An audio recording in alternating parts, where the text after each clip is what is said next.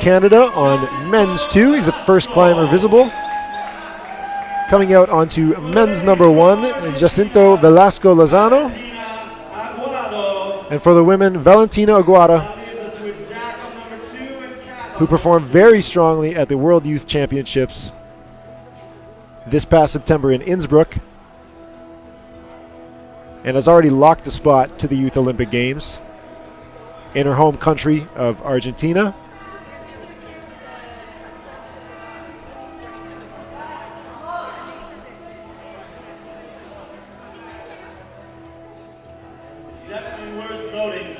Valentina looking exceptionally confident on her first attempt.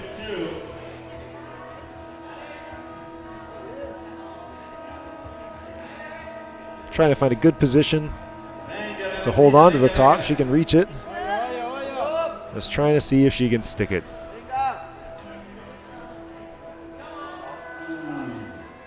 And unfortunately falls on her first attempt. Kat Karkner, our first lady out, and she's now on to women's number 2, which is another heinous crimp fest, but she is cruising it, looking very strong, reaching for the finish, and a confident match. That looks like a flash from Kat Karkner if I didn't miss anything.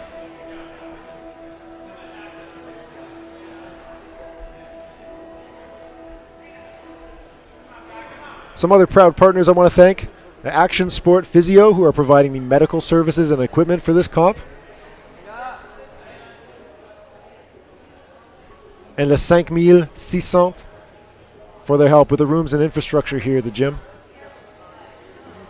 Also our collaborators, INS Quebec, TV Go, ESIM, Eco Quartier, Mercier, Hochelaga, Maisonneuve, les Conseils Québécois d'événements éco-responsables, Make a Champ, Stay 22, Welcome Athletes, Residents 1515, and L'Accordé.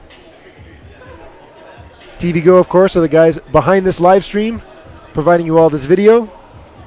Make a Champ, who we've been using to help fundraise for this live stream, which is still open. If you appreciate this stream and you're getting to watch and see the climbers you know and love, consider donating $5 to our Make a Champ. You can get a link to that at climbingpanam2017.com. And you'll find the link for the crowdfunding campaign to help support this event. And of course, L'Accordé online climbing store, they have a sale of 10 to 20% off in store all week. So make sure you check out L'Accordé online and see what they got on sale. Lots of good stuff.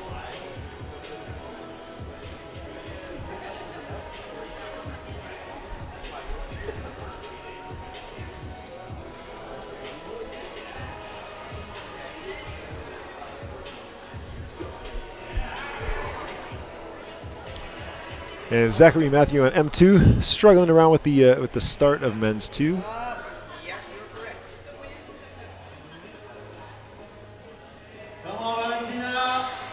And Valentina on women's number 1 manages to get the top, I believe, on her 3rd attempt. It might have been 2nd.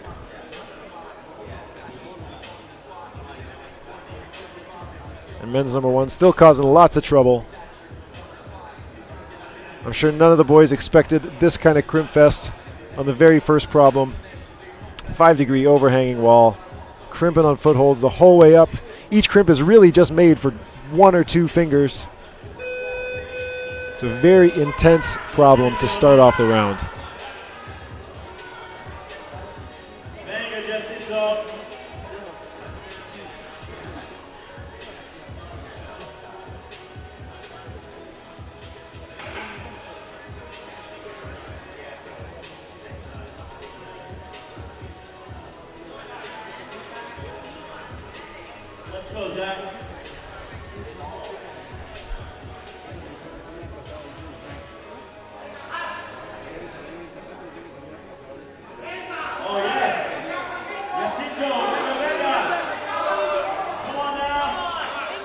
And Jacinto from Mexico is about to hit the top on men's 1, but reaching for the finish.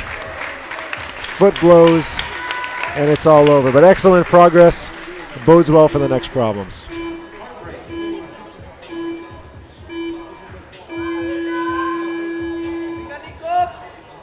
Now visible on your screen on M2, Zachary Richardson. And our next climber's out on women's number 1 from the United States, Isabella Novak.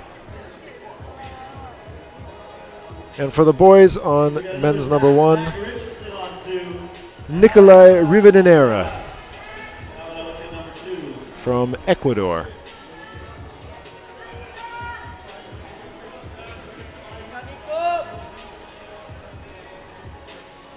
And our apologies for not being able to show all of the problems. There were some logistical changes to help make the problems better. They spread them out over more walls to give more space, allowing the kind of problems you're getting to see today. Unfortunately for the qualifying round, because there are 5 problems for each gender at the same time, that means you won't be able to see some of them in action, but the ones you do are genuinely excellent problems. And as we get into the next rounds in semifinals tomorrow and finals on Wednesday, you will be able to see everything, and that will be some very exciting climbing.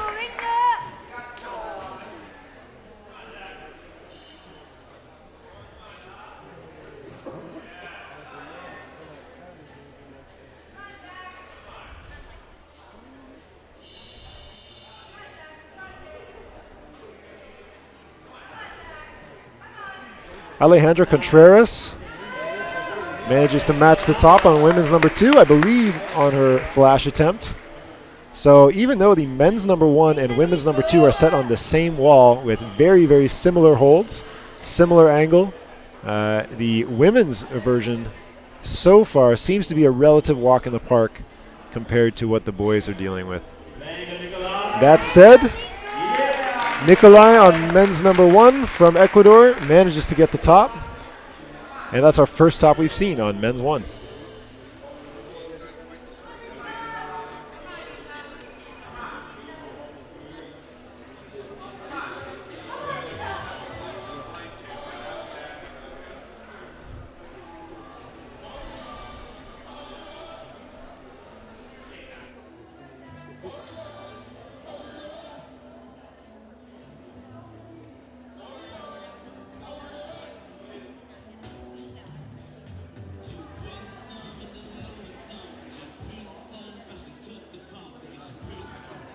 Oh, come on, Zach.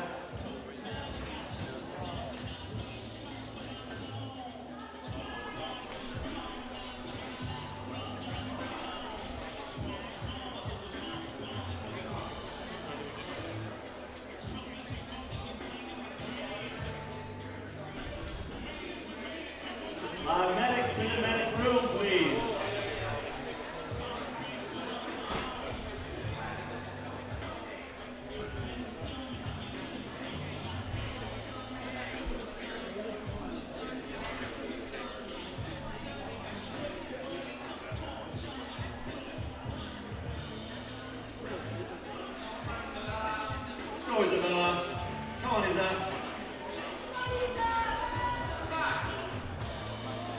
Novak on women's number 1, confidently getting up to bonus. The next move is straight up to the finish sloper, up on the vertical head wall. But it's a very difficult sloper. For anybody who knows, it's the huge round atomic font sloper. It's turned up in the way where the most obvious crimps are turned downwards. So you are really having to try and find little spots to put your fingers to get control of that thing, and also using your lower body to try and keep balance. Certainly a toughie, but she's securing bonus with ease. So with a minute left, we'll see if she can make it work in her final attempt.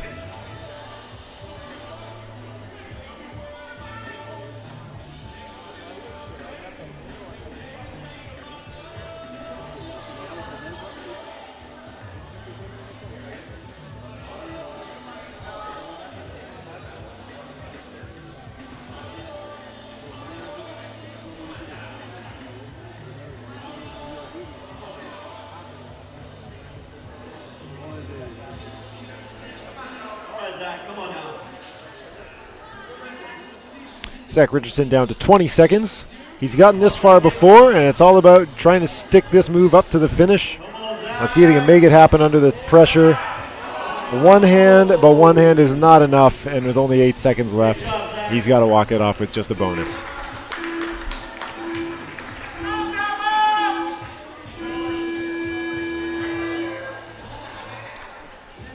Our next climbers who have just come out For the women, Arabelle Jariel from the United States is now on women's number 1.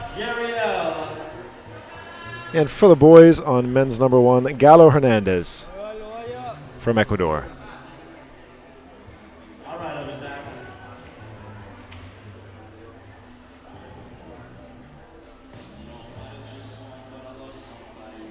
Just a reminder, if you're watching and you want to share this with your friends, share it with your family, share it with whoever you think might be interested, spam it around on Instagram, on Twitter, on Facebook. Use the hashtag Accès Escalade Montreal and Climbing Pan Am 2017.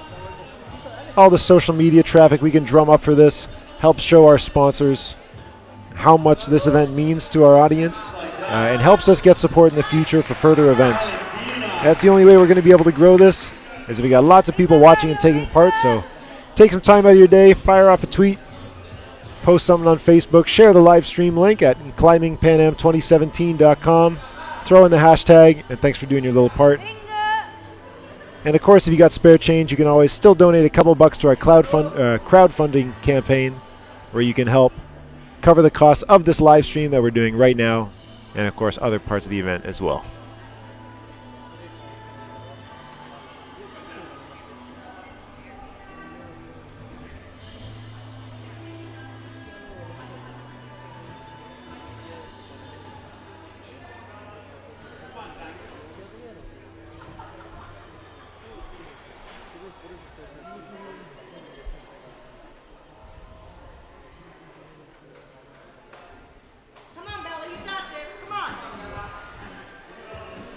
If you're at home and you're looking for scores, head on over to ifsc-climbing.org. That's where you can find all of the results and the competition calendar for the international circuit. Hit the calendar button, scroll down until you find the Pan American Youth Championships. Click on the category you desire, in this case either female A boulder or male A boulder, and you'll be able to see scores as they're being updated. For instance, we just got a top on men's and women's number 1, back-to-back from Galo Hernandez and Arabella Jariel. That's all updated by our volunteer judges. A huge thanks to them.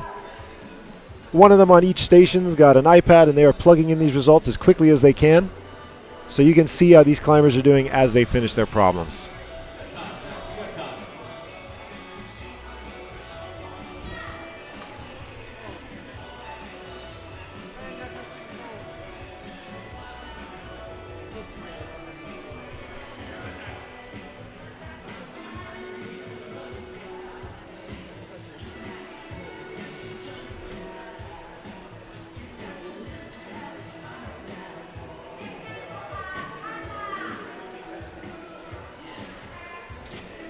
I claimed that Arabella Jariel got a top on women's number 1, but it looks like she is about to take another attempt, so I'm not sure if the judges gave her points for the top on that last attempt. It is a very slippery volume, so it may have looked like a top to me, but she didn't in fact earn control of the finish hold. But she is back on now with 1 minute and 20 seconds left. I don't believe there was any technical call. That was just a misstep on my part. And that looks like a very dominant top this time. Nice work, Arabella.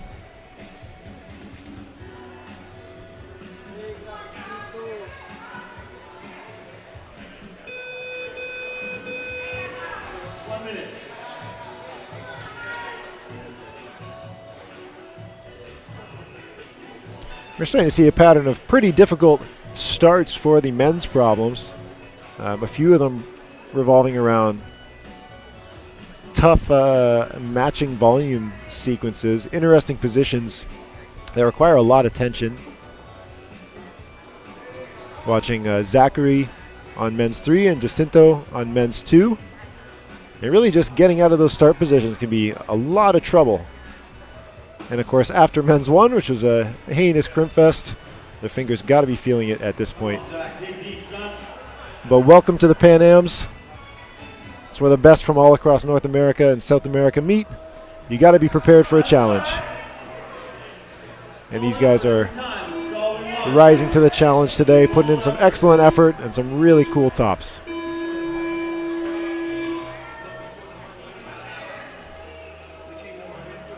All right, Out now on women's number 1 from Canada, Yinky Ying.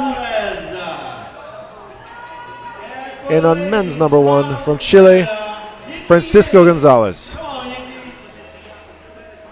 My second favorite name out of all the Canadian athletes.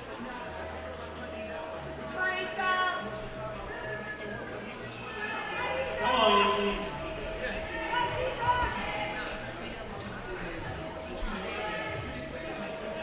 Go, Zach.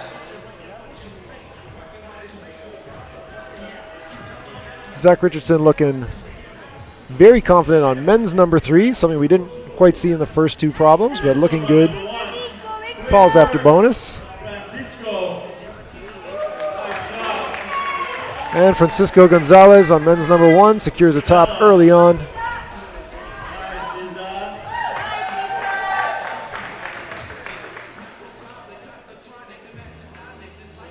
Isabella Nowak shortly after secures top on women's number 2. Yinky Ying onto her second attempt on women's number 1.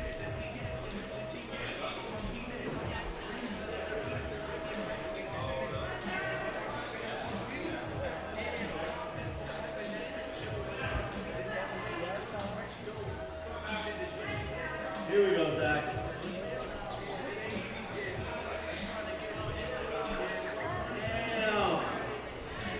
There you go. And we're starting to see now up on this section of men's 3.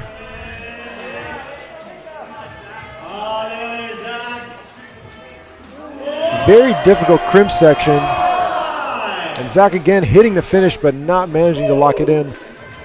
Tricky section with 4 crimps side by side. No evidence as to which is the best. You just got to make a decision and go for it.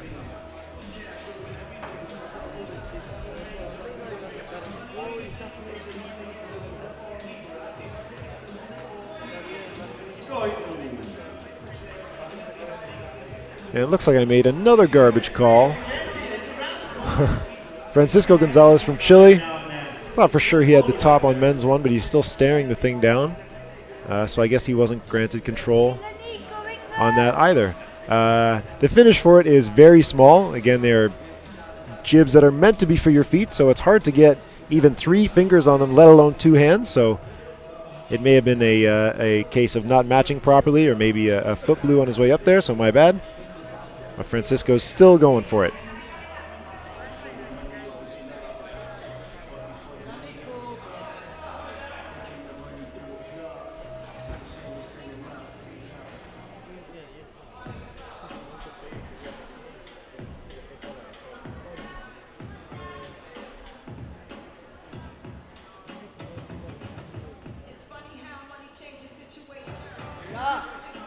Yes. Brush it off. Nice, Yankee. Come on, I know you're working hard over there. We got a minute and 30 seconds left. Yinky Ying still working away on women's number 1. Again, the hard part, getting off the bonus volume in the steep, launching straight up to the finish sloper up on the vert wall. Francisco Gonzalez staring down for maybe 1 or 2 final attempts on men's 1. Nice. Nikolai Rivadenera on men's 2. Trying to get his way out of the lower section. 1 minute.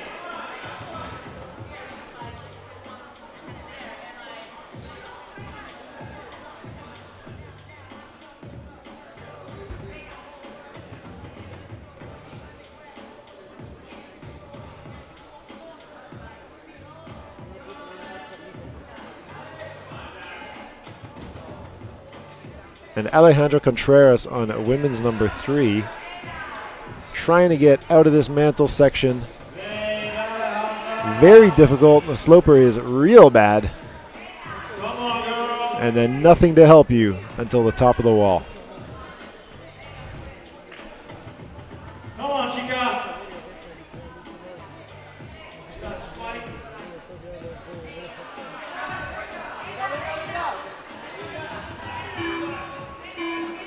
Oh, down to the buzzer. And that's time. Our next climber's out on women's number 1 from Canada, Chloe Earl. Number 4 over here. And on men's number 1, from Mexico, Emmanuel Estrada de Artola. On 3. Gallo on 2. And we have from Mexico, Emmanuel Estrada.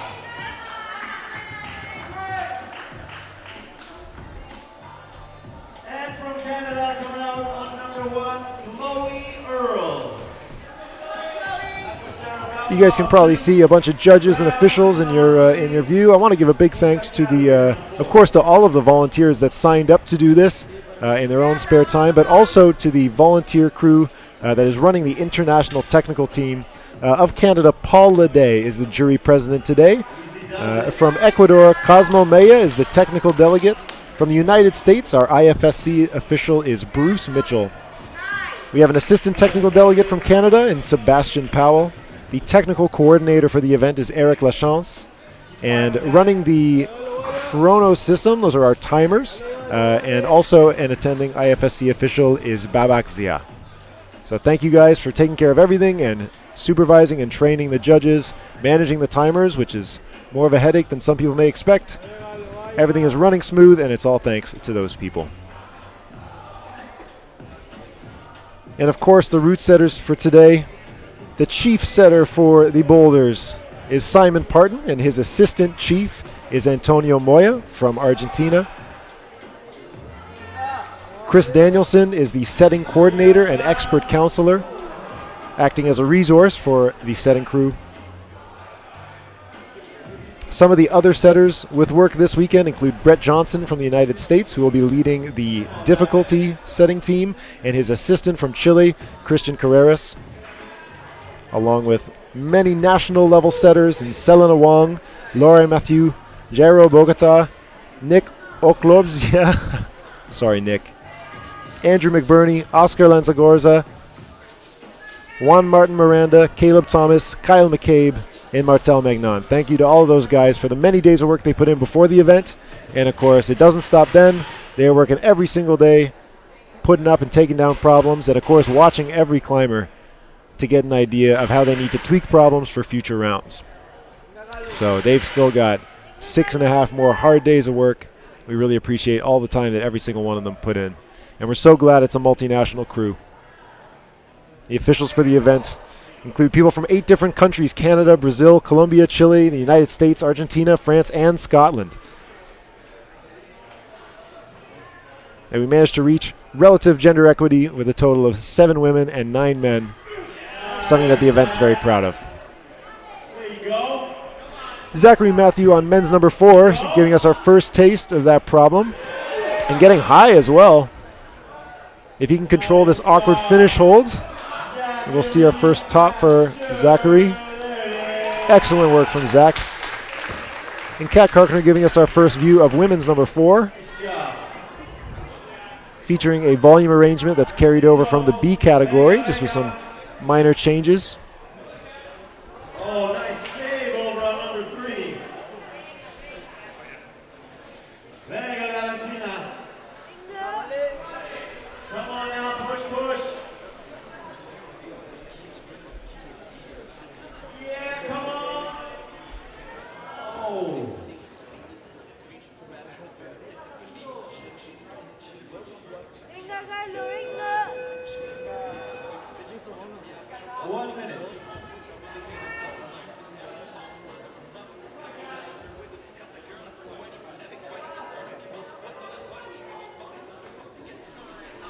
And that's 1 minute left, about 45 seconds now.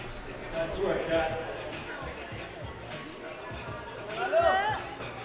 Come on, Yahito. If you're looking for scores, because of course I can't keep track of every single climber, make sure you visit ifsc-climbing.org. Click on the link for the calendar, which may be under the competition tab if I remember correctly. Scroll down until you find the Pan Am Championships, and you can select your category. So in this case, either male A boulder or female A boulder. And you'll be able to see the scores as they come in directly from the station judges. Those scores aren't official, and every once in a while you get something misentered. So if something looks wrong, don't worry. We've got an incredible team of professional judges with lots of international experience. Sometimes just between the iPads they hold, the internet connection, and the infrastructure on the IFSC end. Sometimes things don't translate completely. So if there are any issues, I'm sure the judges will take care of it. But for the most part, those results are nice and accurate.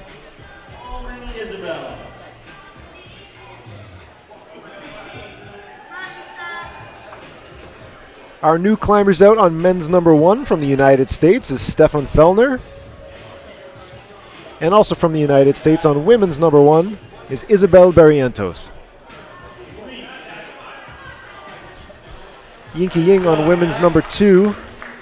Looks like she's about to flash with a top. You got one hand and a second. That's a great flash for Yinky.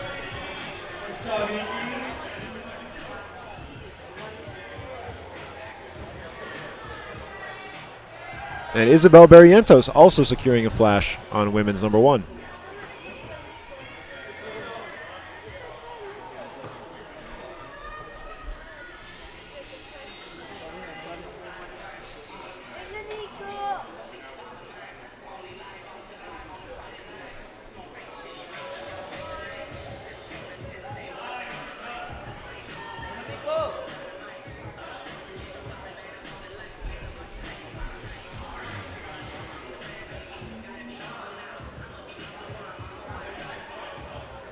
The newest climbers on your screen on men's 2 is Francisco Gonzalez from Chile.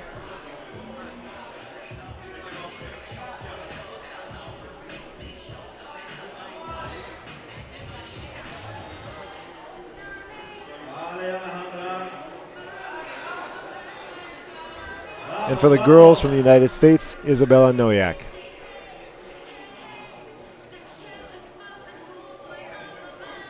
Women's number 3. Unfortunately, from my angle, I don't get to watch the start, but I get to see it on video. Looks like a ton of fun. Trying to get 4 points on that starting talon. Leaning your back into the wall behind you for support.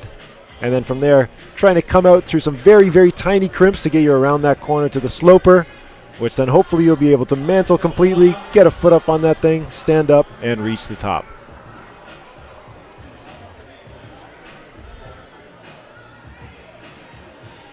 And Stefan Fellner just had an excellent attempt on men's number 1, effectively reaching the top, but his fingers just popping off, so he secured bonus at the very least.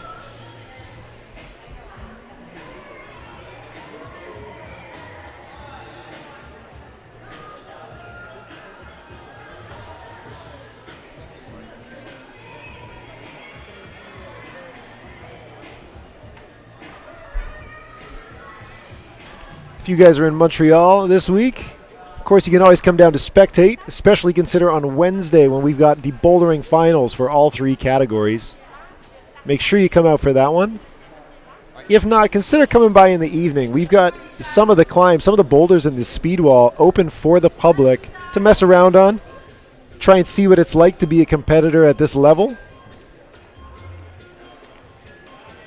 The boulders will be the junior boulders, which are these ones, I believe, unless they're going to be tweaked. But you can come by tonight between 7:30 and 9:30, or Tuesday between 6:30 and 8:30, or Wednesday between 8:30 and 10:30.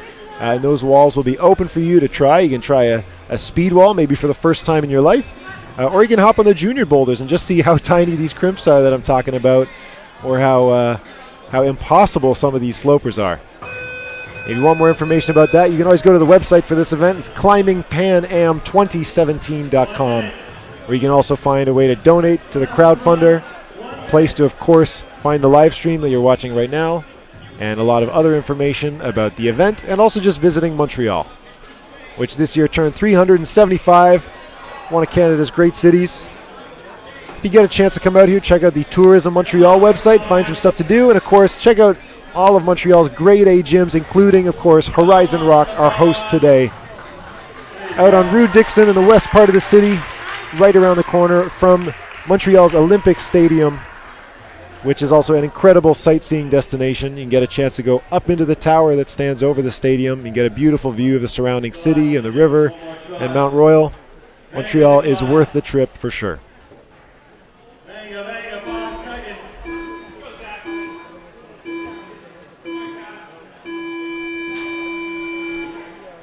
That is time. We're going to bring out some new climbers.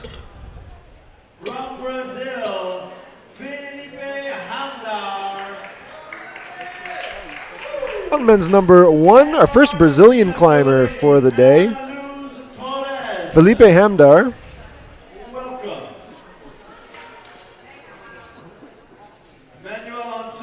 And for the ladies, from Argentina, Ana Luz Torres. And again, if you guys have any questions about the problems, about how the competition works, about how the Olympics work, just shoot me a tweet at Plastic Weekly. Unfortunately, I don't have access to the official event Twitters. You guys should make sure you follow Access Escalade on Twitter. They are a huge part of running this event. Make sure you give them a follow. You can also find them on Facebook at Access Escalade Montreal or Instagram at Access Escalade Montreal as well. And of course, we got Facebook pages and Facebook events for this entire event. So take a look at the Facebook page for Access Escalade Montreal. There's also an event for the Championnat Panaméricain. You can find that linked on the page. Or just the Facebook page for the Climbing Pan Am. Give them all a like. Your engagement shows the sponsors that there's an audience worth advertising to, and that's something that's really important for climbing here. Chloe Earl on women's number 2. Putting in work.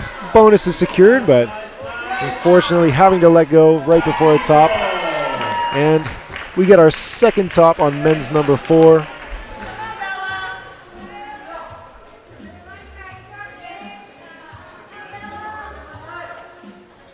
That was Jacinto Velasco Lozano on men's number 4, securing another confident top. As we watch lots of work being done. On men's 2, women's 3, men's 3. And of course, we still have climbers on men's 1 and women's 1. And women's 2, just out of the shot. They're all currently taking a breather.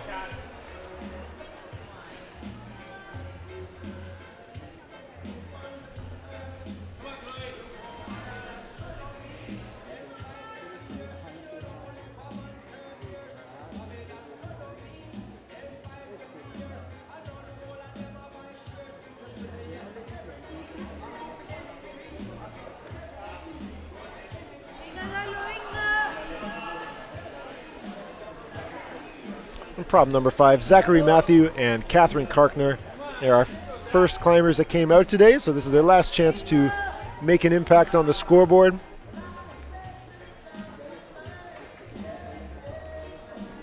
Cat with a burly volume climb, coming up a series of ledges and trying to end up on a slopey crimp finish rail.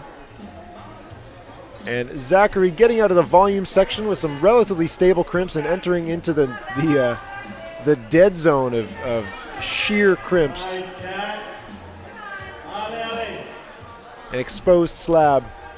Trying to work his way up, and always the hard part of these is finding a way to get some confidence in your feet to help you get higher. It's easy to stand on the big stuff, but you got to find that way to commit to the little feet and get yourself out of there. And we'll see if Zachary can finish that up with 1:10 left on the clock.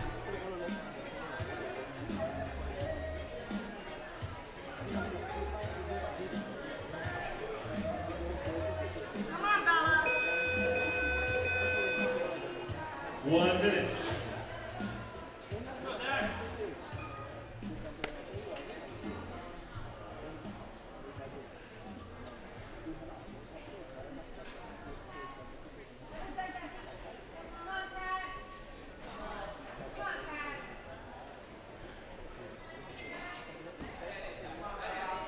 One more try, Zach.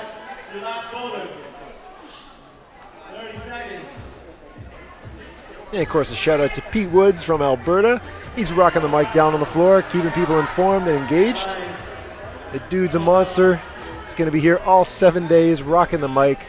And especially when we get to finals, I'm sure you'll be able to hear him from our microphones, getting loud and taking the crowd with him.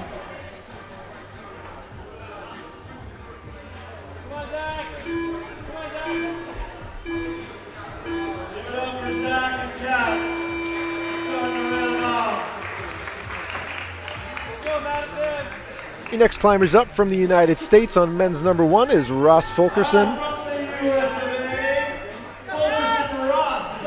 And on women's number 1 from Canada, Madison Fisher.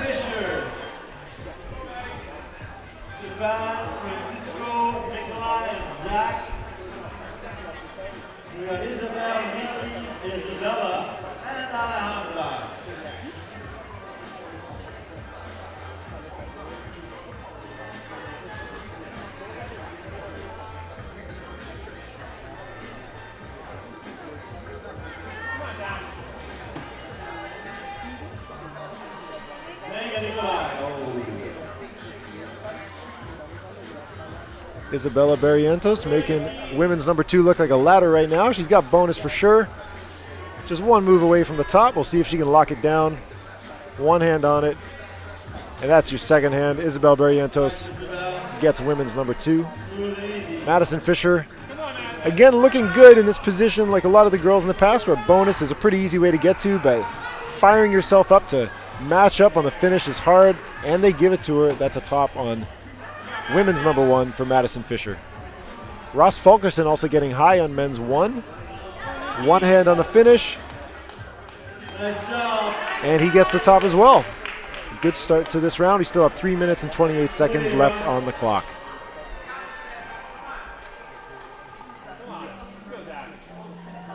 All right, Zach.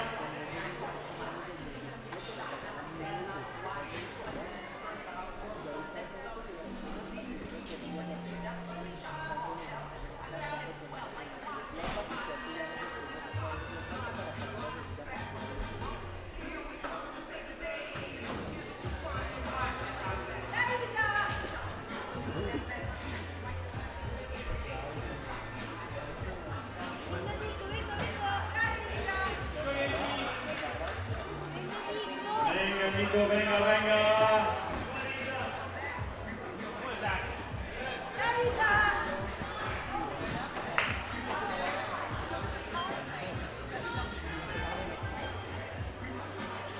Body's flying everywhere. You're going to bouldering top land. Oh, Zach. Zach Richardson managing to reach some of the later holds on men's number 5, but not sure if you're going to be able to get away with the kind of dynamic moves he's attempting on these holds.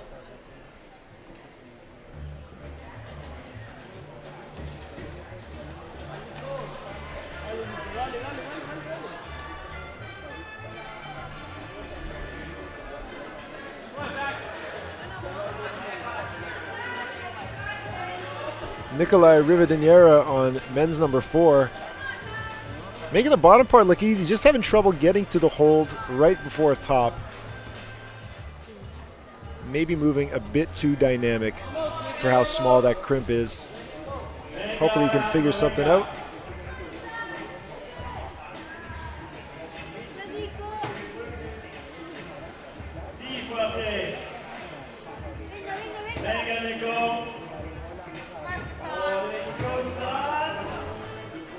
We have 1 minute and 18 seconds left on the clock.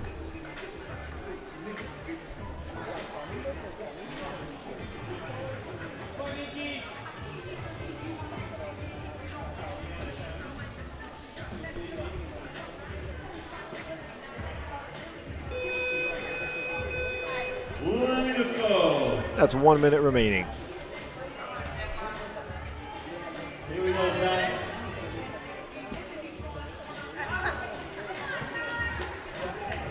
Yes,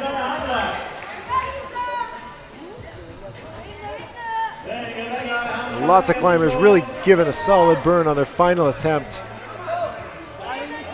And Nikolai manages to get that second last hold. 30 seconds left, manages to get the top. After so many attempts, that's great for Nikolai.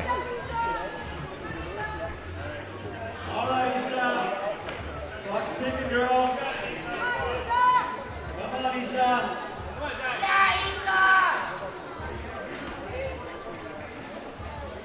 That's all right.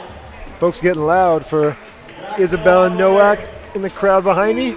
You can see a few people on your monitor. Of course, we got lots of people down on the floor in front of the boulders, but up in the mezzanine, lots of loud fans as well supporting their countrymen. We still have lots of space for you though, so if you're around and you want to come cheer on the crowd and see what's going on, come on down to Horizon Rock. one of the gyms you gotta see in Canada.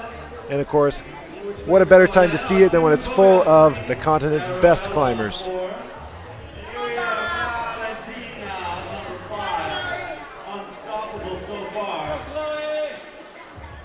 Our new climbers out on men's number 1 from Canada, Aiden Doyle.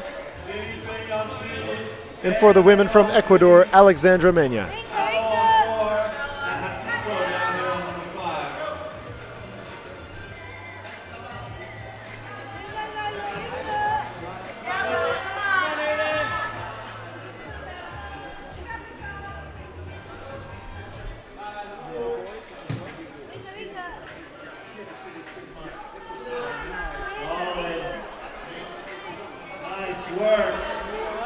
And some excellent looking climbing up on men's and women's 4. Good job, Isabella. Gallo Hernandez manages to secure the top, followed immediately after.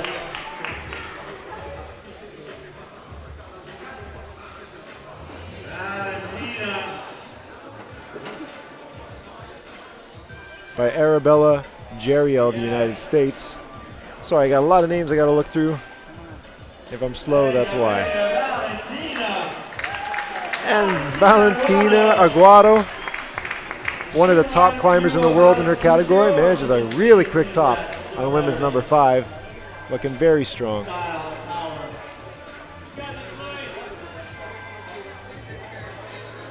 Alexandra on women's 1, still working away, trying to get the finish. Aiden Doyle on men's 1. Haven't gotten to see too much, but he's currently just working on the start position, which, as we mentioned earlier, is definitely one of the harder starts of the comp. Men's 1 and women's 2 are entirely composed of footholds that really fit no more than 2 fingers each. And you can see the climbers trying to crimp them. They're basically getting their 2 middle fingers over the holds and pinching it with their index and their pinky fingers to get as much grip as you can. And women's 1, ultimately a set of big slopers and a 45-degree cave. Once you hit the bonus, you're pulling onto the head wall, reaching up to a giant font sloper with really nowhere to grab. And trying to lock it down, keeping your feet low to keep that center of gravity in the wall. So tough problems right off the bat.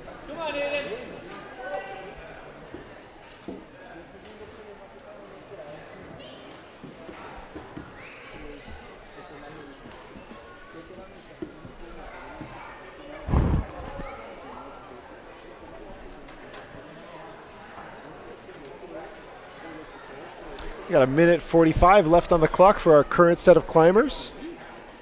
Jacinto on men's number 5. Again, might be one of the most trying pieces of climbing this round, coming through all of these problems, ending up on genuine slab with a relatively easy start and forcing you to confront all of your fears and all of your foot insecurities as you try and get up to a tantalizing slope or above. It's the kind of thing you just want to dyno to, but you can't.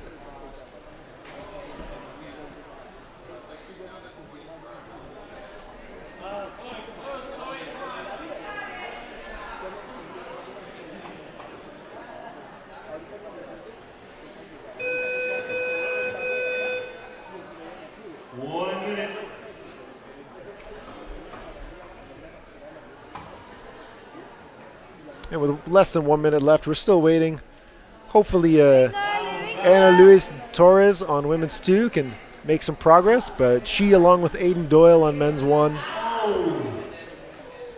and Alexandra Mena on women's 1, having a lot of trouble at the start for these climbers. 30 seconds left, but lots of climbs to go. We'll see what they can do in their final attempts, but after that they may just have to focus on what's coming up next.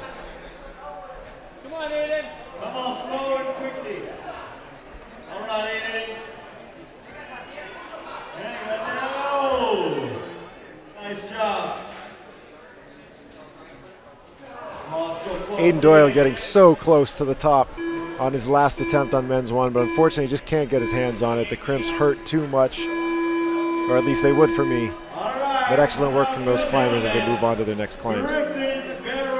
King from the US of A. And Julia Bunko from Canada. Two North American climbers up now on men's and women's one. From Canada, Julia Bunko on women's number one. It's just a good name. Stephen Fellner, Francisco. And from the United States on men's number one, Griffin Barrows King. Come on, Mr. Ross. Ross Fulkerson is now the guy you can see on M2.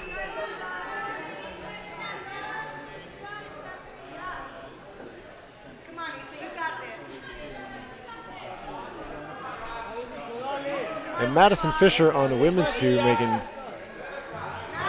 short work of women's number two. That's a top for her. Yinky Ying getting high up on problem number four.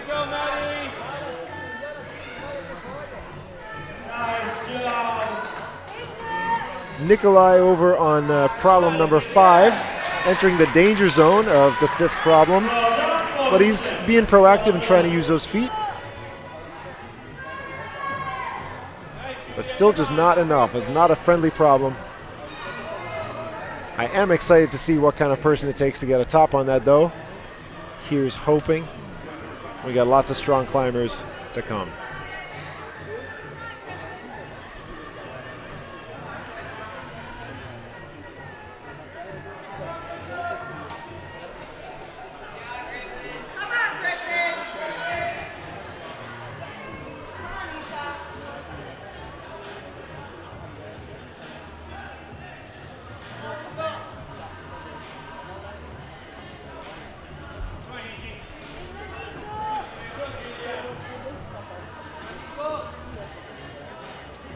Francisco Gonzalez on men's number four, taking a second to think about this climb.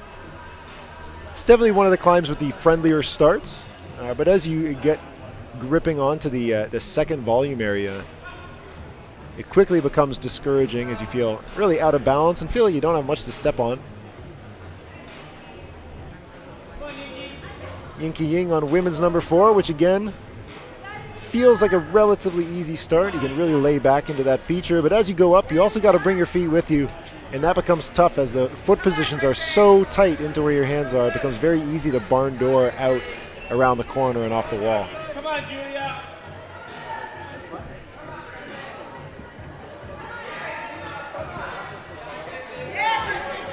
Let's go, Griffin. Griffin Barrows King eyeing down the second last hold on men's number one with a loud cheering crew. Unfortunately, his left hand pops off that second last hold. These are exactly the kind of holds that just kick your fingers right off.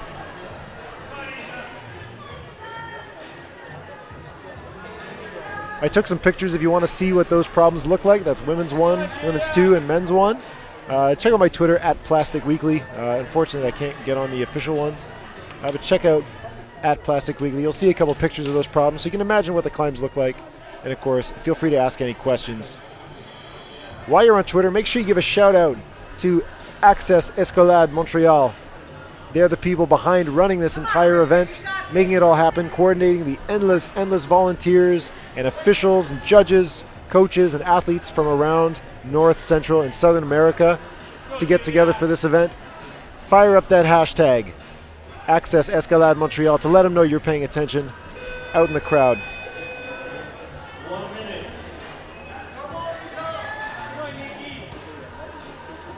Come on, Francisco. Venga. We've only got 45 seconds left in this round. Griffin Barrows King giving signals that he's optimistic about this last attempt he's going to take. Looking psyched up. As you may have heard P. Wood say, we're down to 30 seconds. Julia Bunko still working on one. But Julia and Griffin fortunately come off with 20 seconds left. Griffin's going to get back on. See how quickly he can climb this crimp ladder.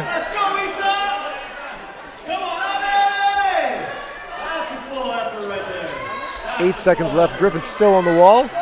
Second last holds. Kind of pumps off for the finish. Manages to get his hand on it, but not enough to secure a top. Excellent work.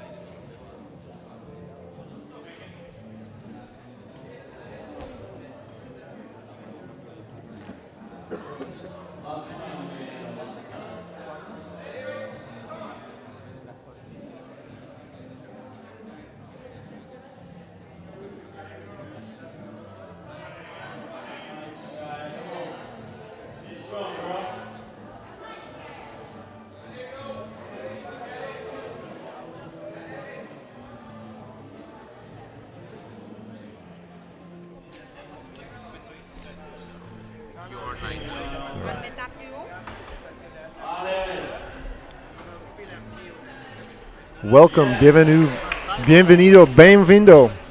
to the 2017 Climbing Pan Am Championships here in Montreal.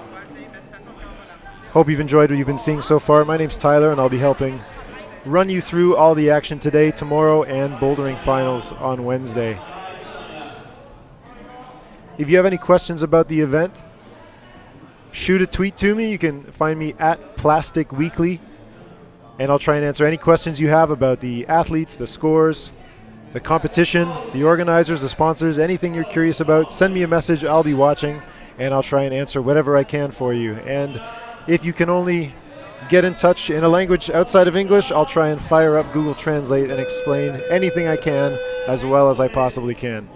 Sorry for the delay. There was a small issue with a wall mount, so I think the video online missed maybe one or two problems. For the women, a bunch of early flashes for the girls from Indiana Chapman and Sonia Collender.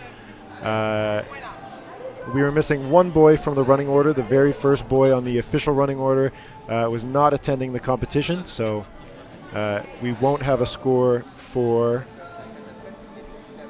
Domingo Jones. But otherwise, we are on schedule.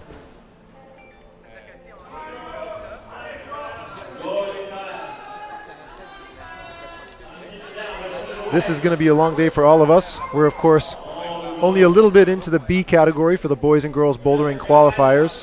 This afternoon, starting around 2 o'clock, we expect the A category and the juniors as well. So we're going to be here all day. I'm going to try not to do too much talking, and we'll let the action speak for itself. But again, if you have any questions, first check the website, climbingpanam2017.com. That's where, of course, you can find the live stream. You can find links to the scores, to a lot of the information about the comp. But if you have any other questions, you can just send a tweet to me at Plastic Weekly.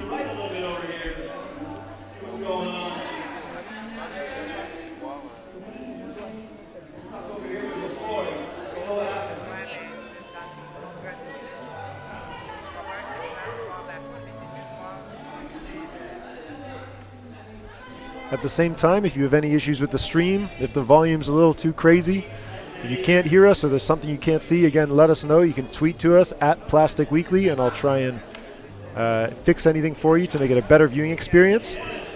But as you all know, it's a qualifying round of bouldering. There are 10 problems at a time, so we're not always going to be able to see everything. I know from our current angles, it's not currently showing the 5th problem, although we don't have kids there just yet. We're going to try and keep things moving around as much as possible to help you see the entire wall. The route setting crew made some last minute decisions to place some problems in areas that originally weren't expected, so we're a little short on camera coverage, but we're doing our best, and I think we're doing A-okay.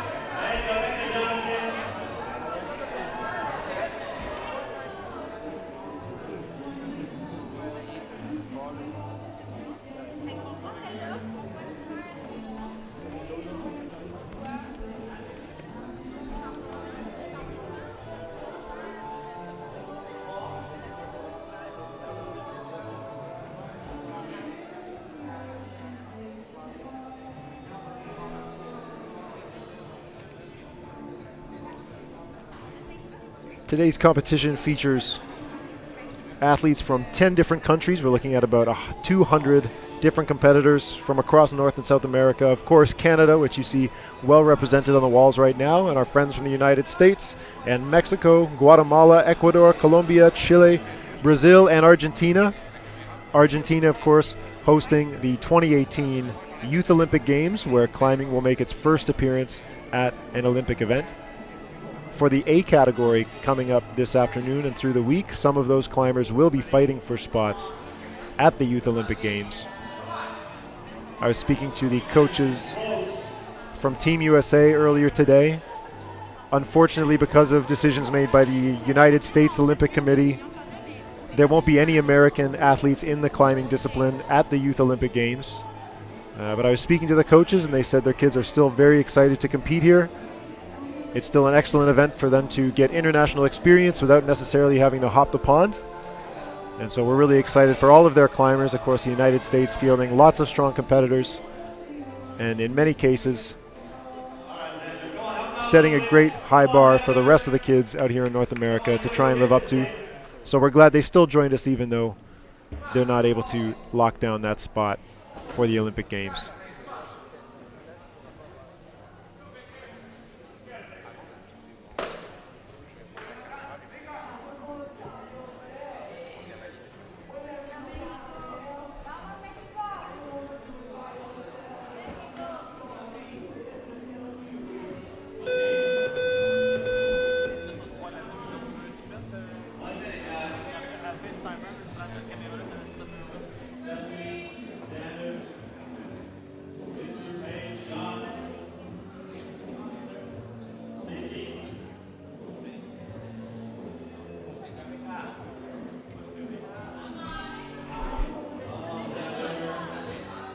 It'll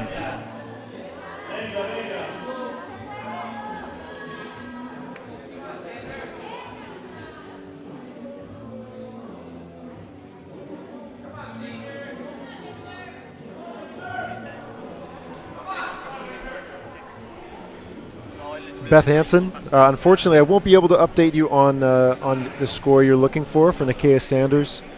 In the chaos, we were running around a bit to make sure everything was working properly, so I can't give you the instant information for yourself.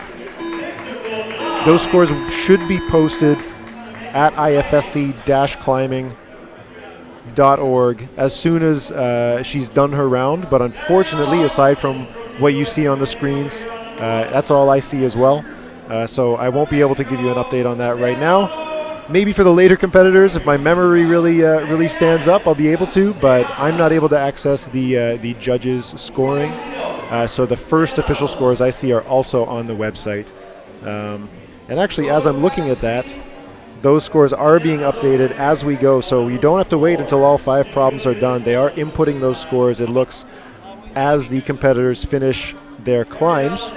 So if you visit ifsc-climbing.org, under the calendar link, you'll find a link to World Competitions. Scroll down until you find the Youth Pan Am Climbing event, and then you can select your category, and you should be able to see all of those scores coming up on your site. And I'll look up Nakia as we speak.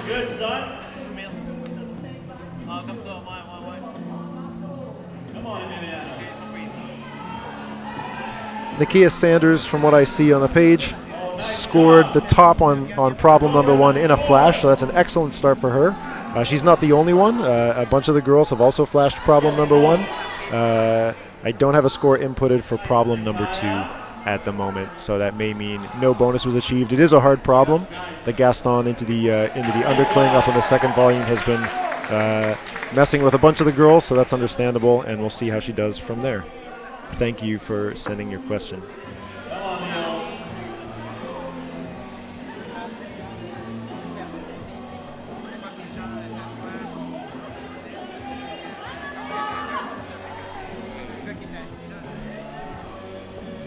And we're watching our first male climber of the day, Emiliano Espinoza Dominguez from the United States. He's the trailblazer on men's number 4, so we'll get to see a first idea of the beta over here. That's the big blue volumes on the left side of your screen. That's problem number 4 for the men. Beside him, we've got Sonia Colliander, from Canada, working her way up women's number 4.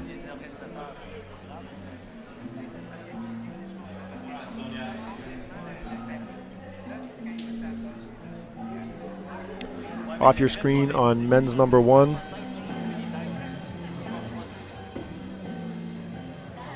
Is currently Leonardo Magallanes Tejada.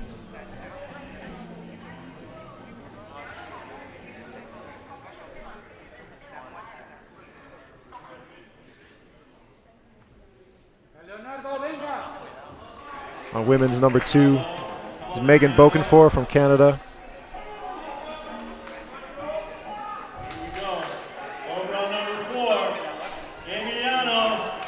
On problem number 1 Leonardo has achieved bonus on problem 4. Oh, just missing the top on problem number 4. I like it. There you go. And problem number 1 for the boys, proving really difficult. Even just achieving bonus is tough.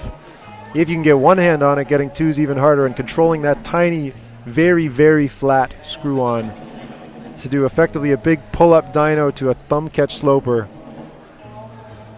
It's a tough move. We're not seeing a lot of tops up there.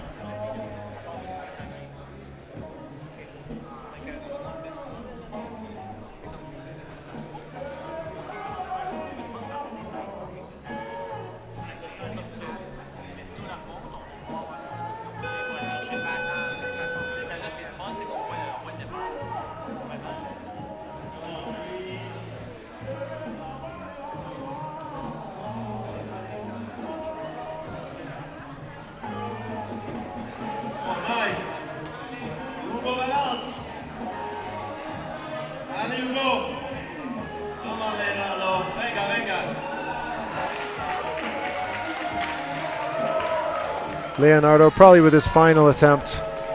Unfortunately not scoring the top. It looks like he'll step back. Give this one more good crack. Come on, finish strong. Come on, get this thing done. And men's number 4. Is it going to happen this time? Oh, Yes, it is. Worked it out. Not a lot of time to spare. That's going to do it. It is a rainy morning here in Montreal. We're at Horizon Rock, one of the largest climbing gyms in Canada, which has recently had a rejuvenation specifically for this event. Women's number 2 and men's number 1 are on the brand new speed wall. It's the first official speed wall in Eastern Canada. They popped the roof off this gym to fit the thing in, and we're getting some use out of it, not just for speed climbing, but also for bouldering. Here at Horizon Rock, we're just around the corner from the Olympic Stadium. Montreal hosted the Summer Olympics in 1976. If you ever get a chance to visit, make sure you come down here to climb. Check out the Olympic Park, where you can go up the incredible tower over the stadium. If you haven't seen it, check out pictures. You can get a beautiful panorama of Montreal, which is a beautiful city by itself.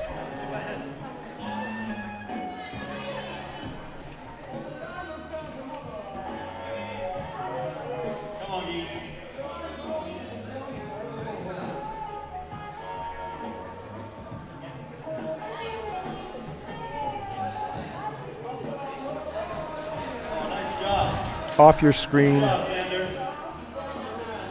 Sienna Kopf from the United States achieved top on problem number 1. On men's number 1, Guy McNamee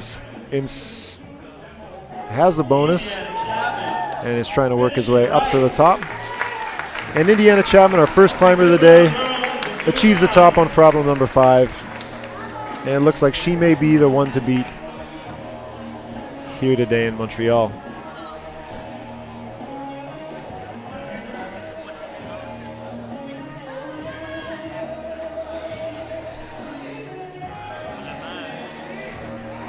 Oh, nice, John. Venga.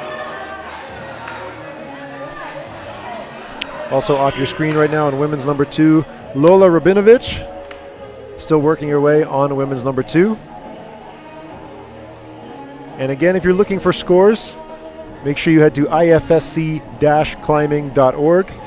That's where you can find scores from all the big events, from the World Cups, from the World Youth Championships, and also these Pan American Championships.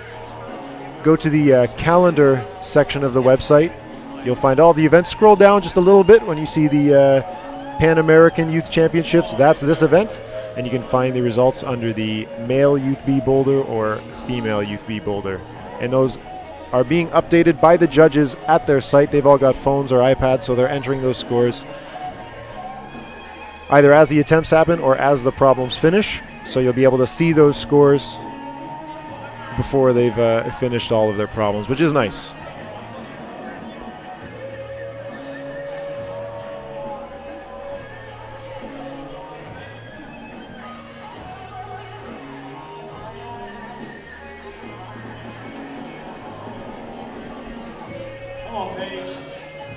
If you're watching along and you have any questions about any of the problems or anything going on here at the comp, unfortunately there isn't a comment section, but if you want to reach me, I'll be here for the next 3 days.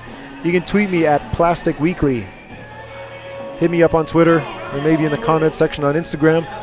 But Twitter would be best, and I'll do my best to answer any questions. I managed to get a tour of the problems earlier, so I've got a bit of an idea of what all the holds look like. So if you're unsure of how things climb, just shoot me a message, and I'll see what I can do for you. That's at Plastic Weekly.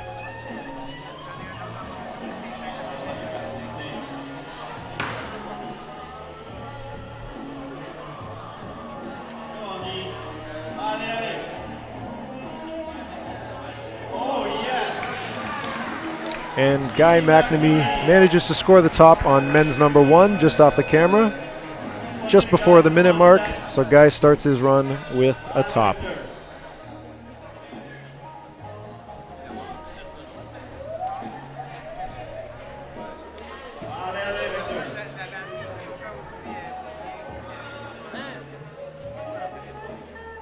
Lola Rabinovich still trying to work her way through this problem. She's got about 30 seconds left.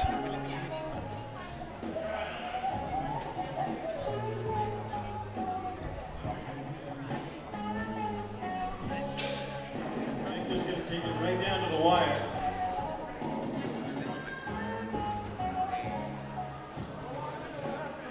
And it looks like Lola will stop her attempts there. 10 seconds, that's going to do it. Victor Boulder. Good effort.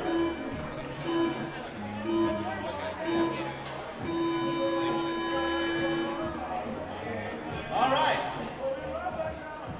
On number 1 from Mexico, Maria Fernanda Herrejo. Trying. And over on number 1, Reno Leza. Leonardo is back on number 2. Hugo and then Dries. On problem number 1 for the men and women, we've got 2 athletes from Mexico. Down on the end over there. On the men's problem, we see Reno Leza Meza. I'm sorry for any terrible pronunciation. And on women's number 1, we've got Maria Fernanda Arayon Gonzalez. Sonia down there on number 5.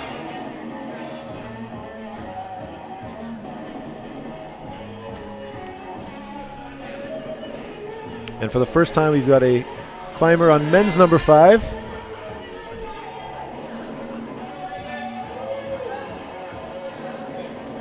Emiliano from the United States trying to work that out. Climbing on holds that are pretty familiar for the American climbers. Shouldn't be too much of a mystery, but once you get beyond those starting volumes, you are dealing with some very blank little screw-ons. They're enough for a thumb, they're enough for a finger, they're enough for a toe, but that is it. Come on, Maria.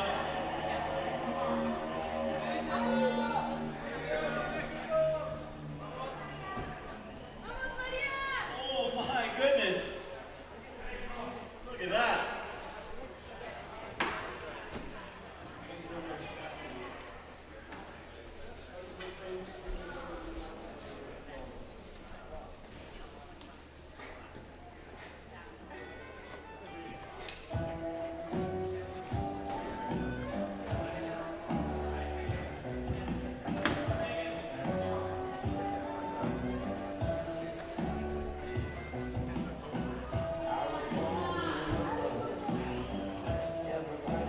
Reynold on problem 1 makes a big throw to the top, so he has achieved bonus.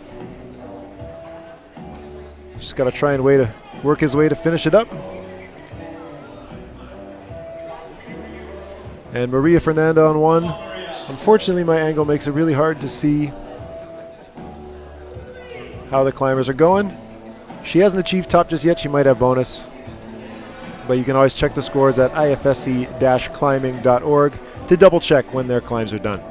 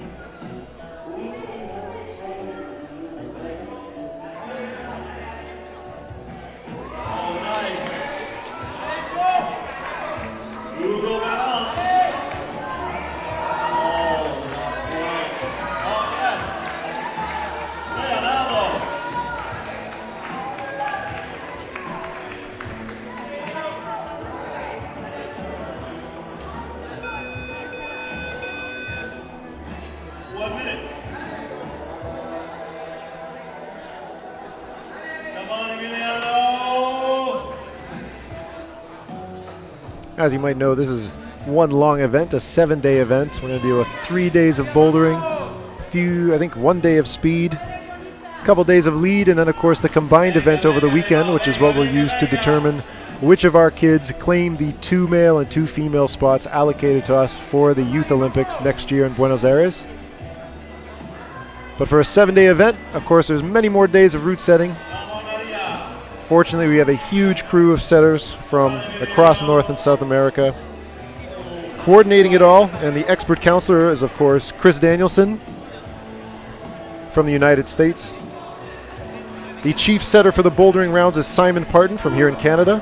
The chief setter for the lead component is Brett Johnson from the United States. The assistant chief for bouldering is Antonio Moya from Argentina, and the assistant chief for lead from Chile is Christian Carreras. And they are being assisted by a long list of setters, 10 more setters in continental training.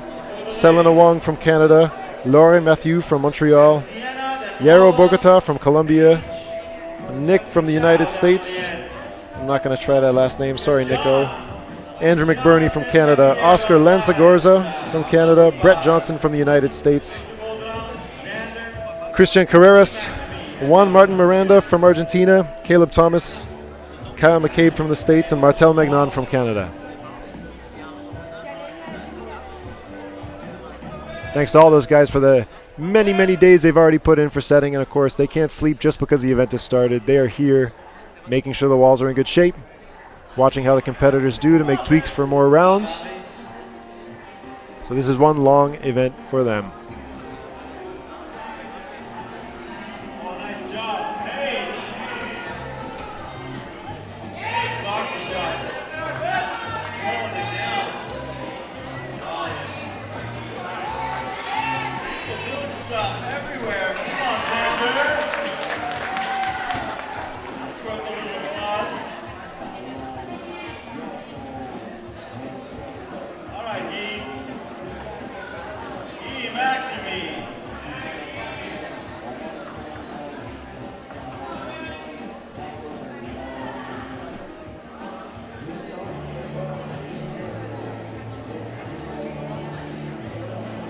And we just had a top on women's number 2 off your screen, who I believe was Sienna Kampf.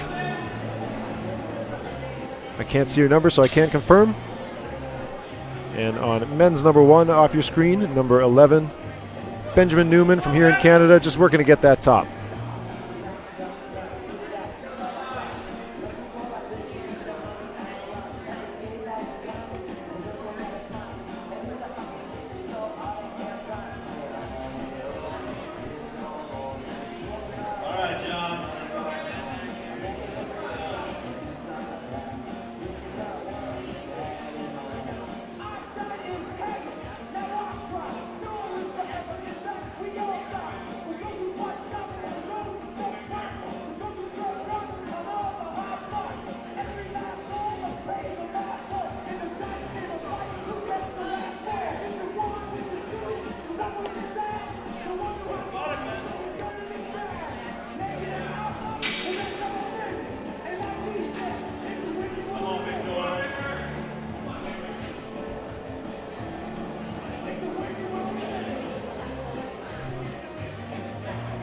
Our buddy Benjamin Newman still trying to get that top on men's number 1. For the boys, it looks like it's one of those problems where it's easy to try and take the quick way out and make it very dynamic, but it seems like the best beta so far is to really commit into a small foot to help keep the tension. Try and stand up and hit the finish sloper, which is trash. But fortunately, it's got a screw-on thumb jib, which has been enough for some climbers. But everybody else seems pretty frightened of trying to stick that foot, which is understandable because you got a big volume you could slide down onto.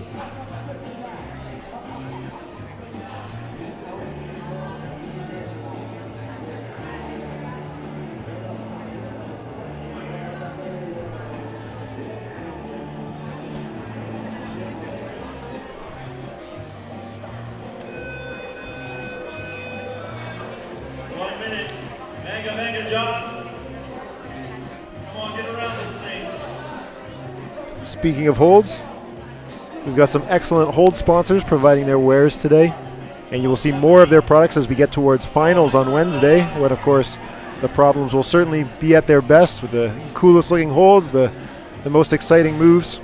You can see products from our proud hold sponsors: Bloc's Climbing Equipment, Kumiki Climbing, PCM Premium Volumes, and Dimension Volumes.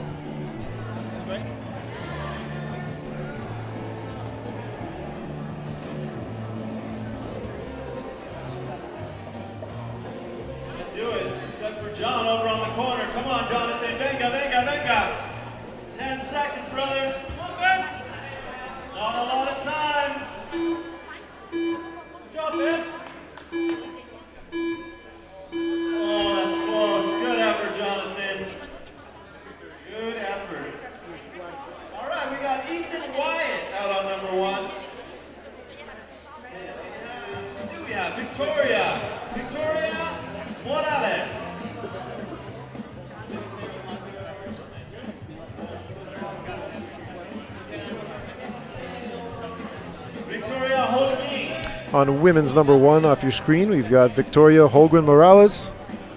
On a women's number 2, for her second problem, Maria Fernanda Arion Gonzalez. And on problem number 1 from Canada, Ethan Wyatt.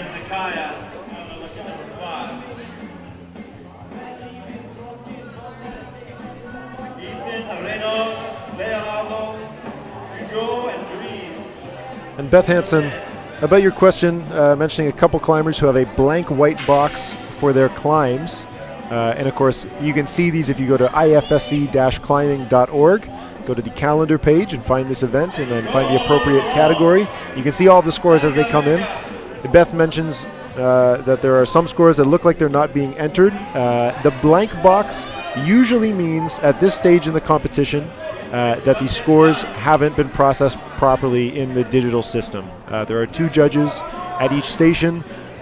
For the most part, one of them is taking down the paper score, and the other is doing the digital scoring. I've judged for a couple World Cups, and I know those iPads that the IFSC provides aren't always perfect. The internet connection isn't always great, and of course, it's usually the judge's first time using that system. So malfunctions are very common. I think it is more likely that there is a technical issue, or sometimes if the judges are unsure of the protocol, that climber may not have achieved a score on that problem, and rather than entering zeros in the system, the judge skips to the next athlete, which is also a common issue. For women's number 2, it's a bit of an awkward start. You're grasping a volume left to right in both hands. You've got a low foot and then trying to get the other foot high up onto your hand volume. And the next move is basically going straight up into a Gaston undercling on a volume above you. So aside from the start being hard to get on, the next hold, even before bonuses, is really tough to achieve. Even the earliest, highest ranked climbers did have a lot of trouble with that move. So it is definitely possible that those climbers with the blank may have just not have scored any score on that problem.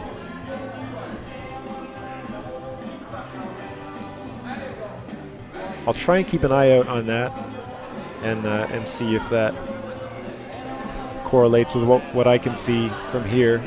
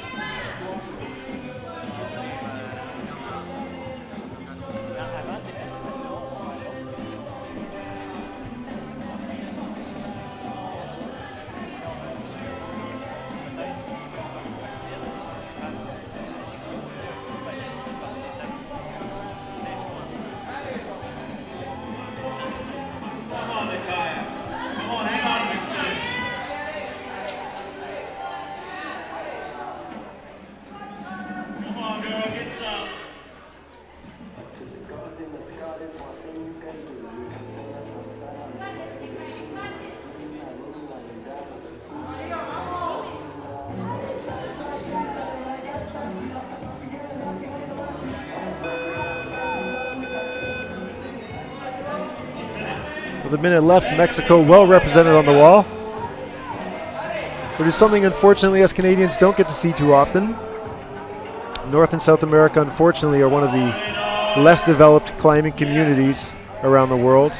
Europe and Asia consistently hold a continental championship every single year. For us here in the Americas, it's more difficult. We have fewer facilities that are willing to host. Maybe we have less financial support from our governments, from sponsors. So the last Pan American Championship was held back in 2014, held by our friends down in Mexico, in Mexico City. Any chance all of these climbers can get to climb against each other is always a worthwhile event. And of course, when so many world championships are held in Asia or Europe, the cost can definitely be prohibitive for families. So hopefully we can start spending more time holding events like this here in North America and Central and South America, so that we can spend a little less money. We can see more of our neighbors and hopefully develop climbing among all these countries together. And if the Olympics stays a consistent factor, and we're always trying to qualify people for the Youth Olympic Games, maybe we'll have consistent youth championships, which would be a nice change for all of us, for the kids, for the coaches, for the parents. And of course, we aren't mandated to host this event. With the announcement of climbing in the Youth Olympic Games, the Pan Am Council of the IFSC got together to work extra hard to try and make an event happen, even though it hasn't happened the last 2 years. Maria Izquierdo in Canada fortunately had the facility to help step up. In fact, they didn't have the facility, they upgraded a facility just to host it. So we're proud that our friends in Montreal have put so much money into this facility to help us host this event and send some kids to the Youth Olympics. Otherwise, we would be out of luck, and North and South America would have less representation than we could have.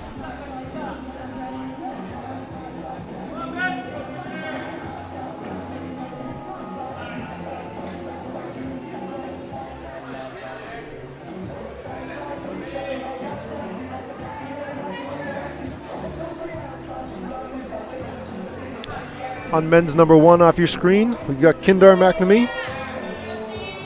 He's achieved the bonus, but top is a really hard step on this climb. It's an interesting climb. It's pretty short. There's 3 volumes on the wall. The first volume is the start, the second is the bonus, and the last is the top. And of course, with so few ingredients, you can still make a really tough climb.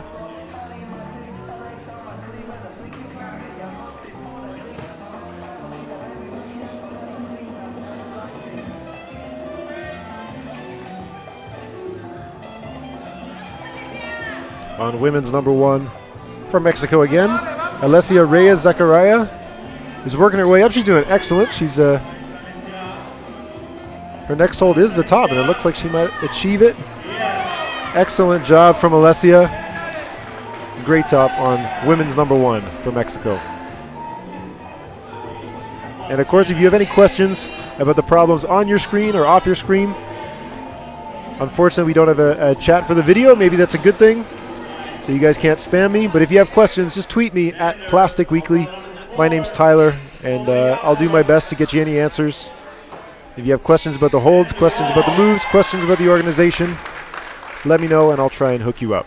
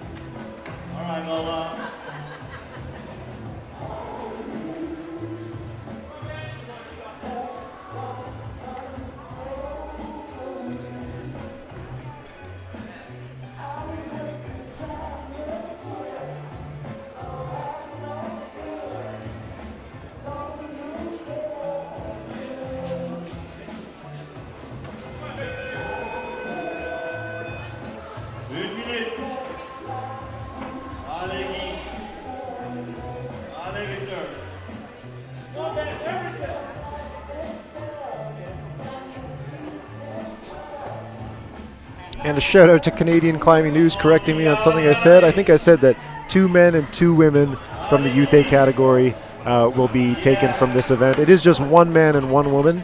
My bad. So when we get to the combined event this weekend, that's where we'll be deciding which of our A category kids will be heading on down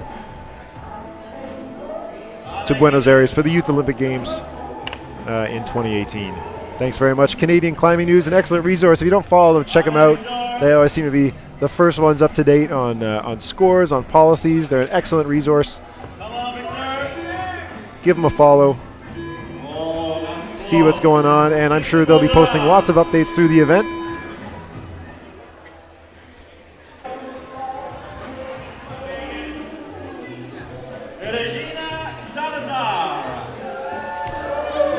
Off your screen on women's number 1, Regina Salazar. On men's number 1, Colin Duffy from the States. On a women's number 2, which is also off your screen, we have Victoria Holguin Morales.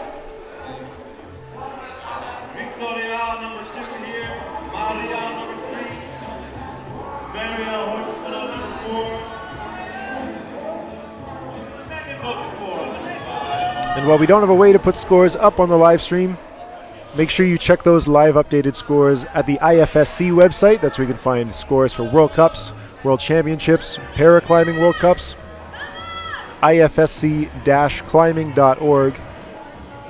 Hit the link for calendar and scroll down until you find the Youth Pan Am Championships. Click on the category you desire and you will see those results being updated as we go. I'm going to skip giving the spiel about how scoring works for this, but if you're unsure, feel free to ask. I'm assuming most of our viewers for a qualifying round of a Youth B category probably already have a good idea of how this all works. But if not, let me know. I'm happy to try and explain it in as few words as possible.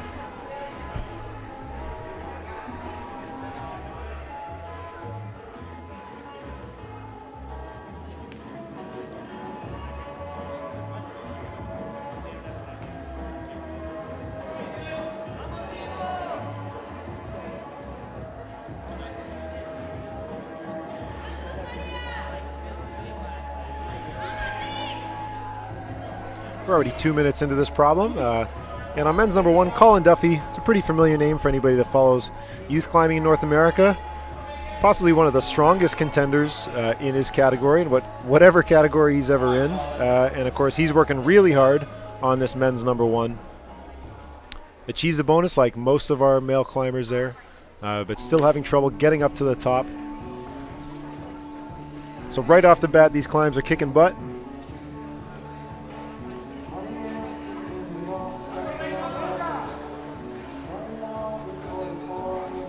All of these kids working hard to try and qualify for semifinals tomorrow. And semifinals for the Youth B category should start at 10 o'clock tomorrow. Today we started about a half hour late.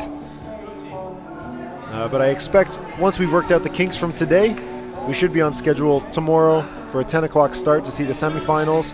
And they'll be fighting to get the last couple spots to get to finals, which happens on Wednesday for the bouldering event, for all 3 categories.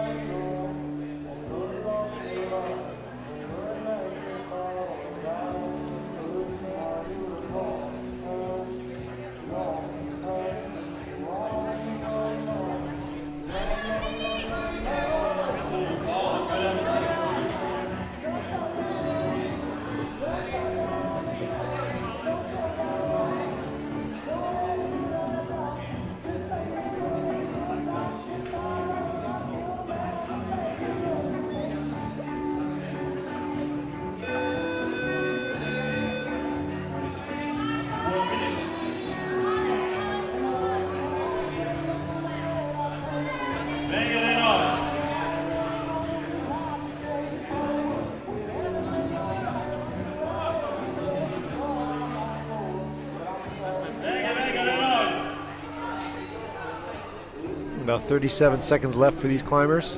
From my view, I genuinely can't tell if you can see the timers. I don't think you can, but I believe we have sound, so you'll hear the beeps. Of course, these climbers have 5 minutes to try and achieve the top. If they don't hold on to the top as the buzzer goes, their time is up.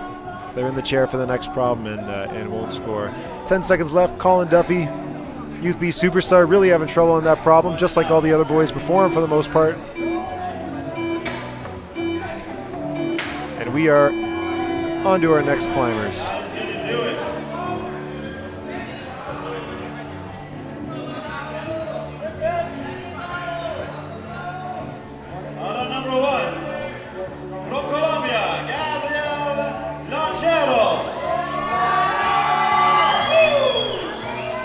Big cheer from the Colombian crowd as our first Colombian climbers out on the wall.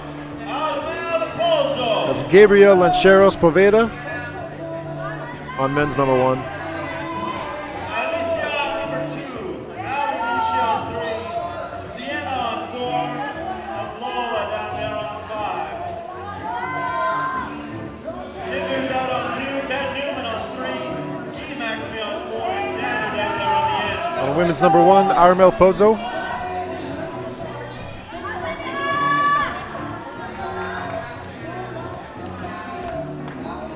Armel Pozo from Ecuador, actually looking really good on this climb. And if she can match the top, then that's going to be a flash. With an event like this, the order of the qualifiers is organized by their world ranking. So you've seen a lot of Canadian and American climbers at the top of the event. And for the most part, that's because they attended a World Youth Championship and they're already within the international circuit. A lot of our friends from South America and Central America don't attend the World Youth Championships and therefore haven't earned a world ranking, which puts them at the bottom of the running order. So while you would typically look at an event like this and expect the first climbers out to do better, because we have a lot of unranked climbers, we're still going to see a lot of surprises down in the bottom half of the running order, because we've just never seen them compete before at a World Championship. And so we just don't have information on them, and we're seeing tops already. It's looking excellent. Over there on your right, Xander Waller making moves.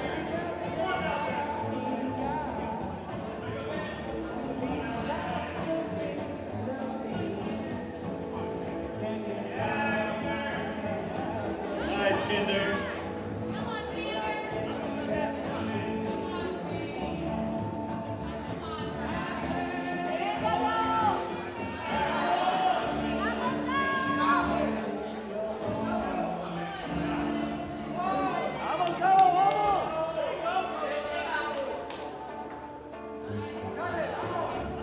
Xander. Come on, keep working. Oh, no. All right, you got time, brother. You got time.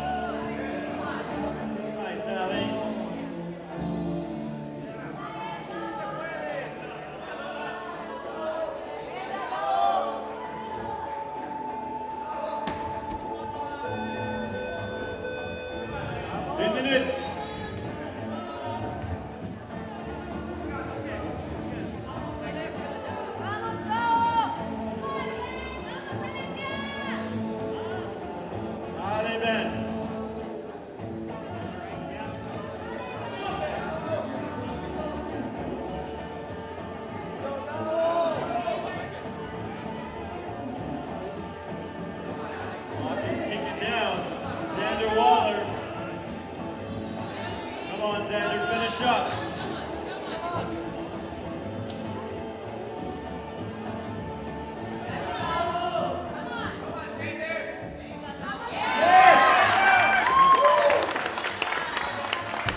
A well-deserved fist pump. Come on, Ben, 10 seconds, 5 seconds. Ali. Oh my goodness. The buzzer beater over on number 3. Nice job, Ali. Just got to keep it exciting. All right, Mexico, Aranza Fernandez.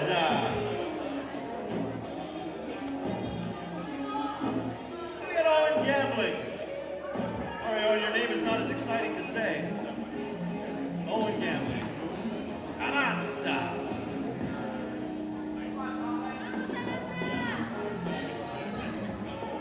Regina, Victoria, Maria, and Marielle Hortzman. Come on, Marielle. Yes.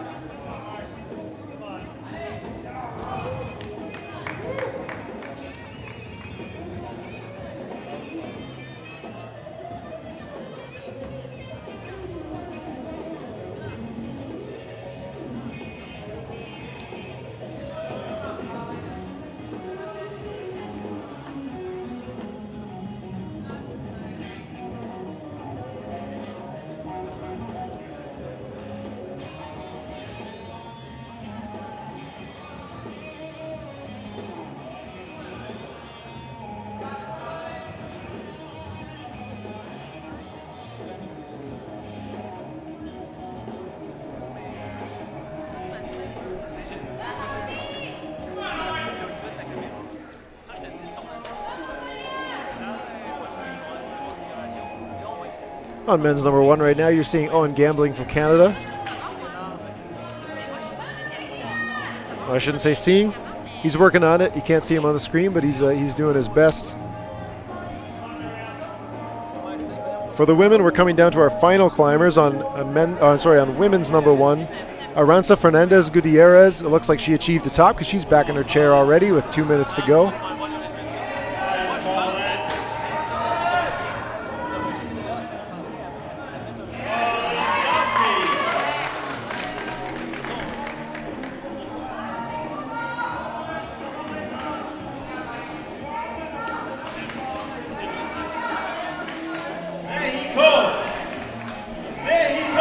We got cheers for Team Mexico as 4 of their climbers are on the wall right now. 5 of their climbers. We got somebody on men's number 5, which is kind of hard for me to see, but they are working it out. Men's number 5, man, after being tired from 4 previous problems, and then you got to slow it all down and concentrate for a killer slab finish. That is a tough way to end the day, but we're seeing some excellent progress over there.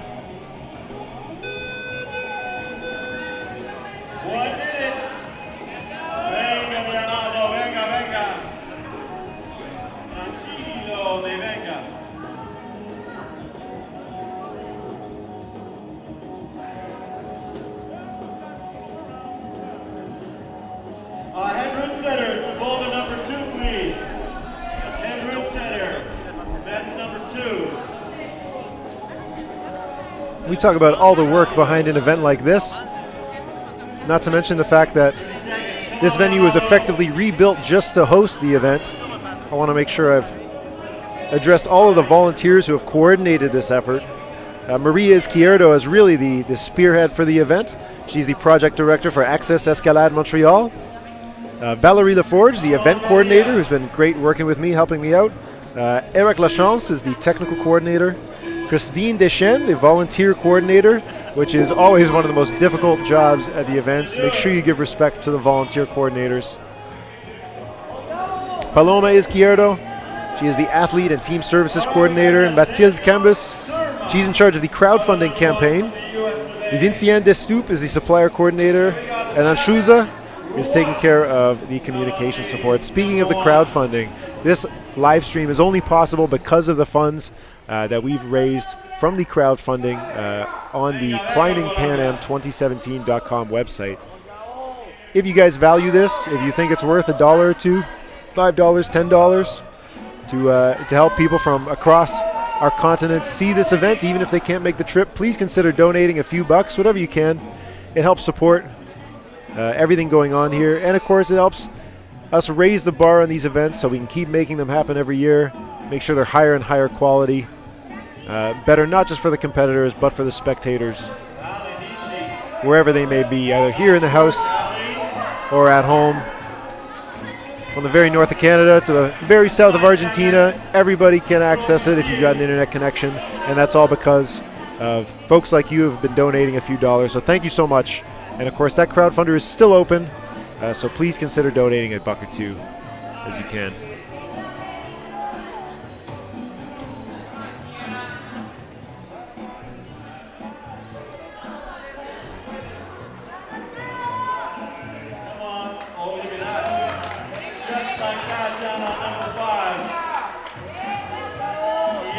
And I want to give a shout out to Emma Harris, old friend of mine, working back at the old homestead. And she just let me know that you guys are able to switch cameras so that you can actually see everything. The only view I get is basically men's number 2 through to men's number 5. So I've got everything right in front of me. I'm watching the real thing, so it's not so bad. But my bad for making it sound like you couldn't see them. I'll try and cover everybody fairly. If you haven't found that feature, apparently you can switch cameras to see everything. So make sure you check that out. Thank you so much, Emma. I appreciate it.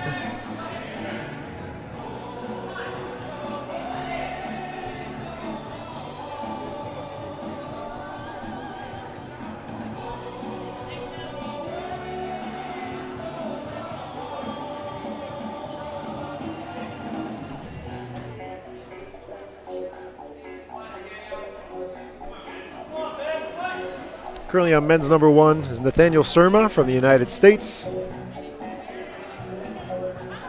And I believe we saw a flash from Babette Roy from Canada on women's number 1. If not a flash, she has topped it because she's back in her chair with more than 2 minutes to go.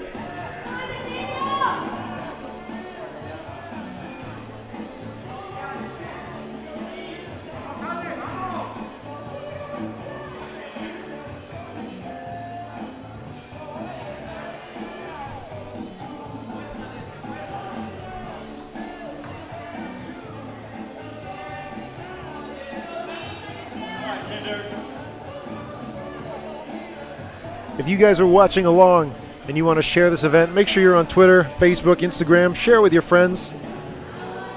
I want you to try and find the accounts on Twitter for Accès Escalade. They're the foundation that's helping make this thing possible. You can also find them on Instagram at Accès Escalade Montreal. And you can just use the hashtag Accès Escalade Montreal.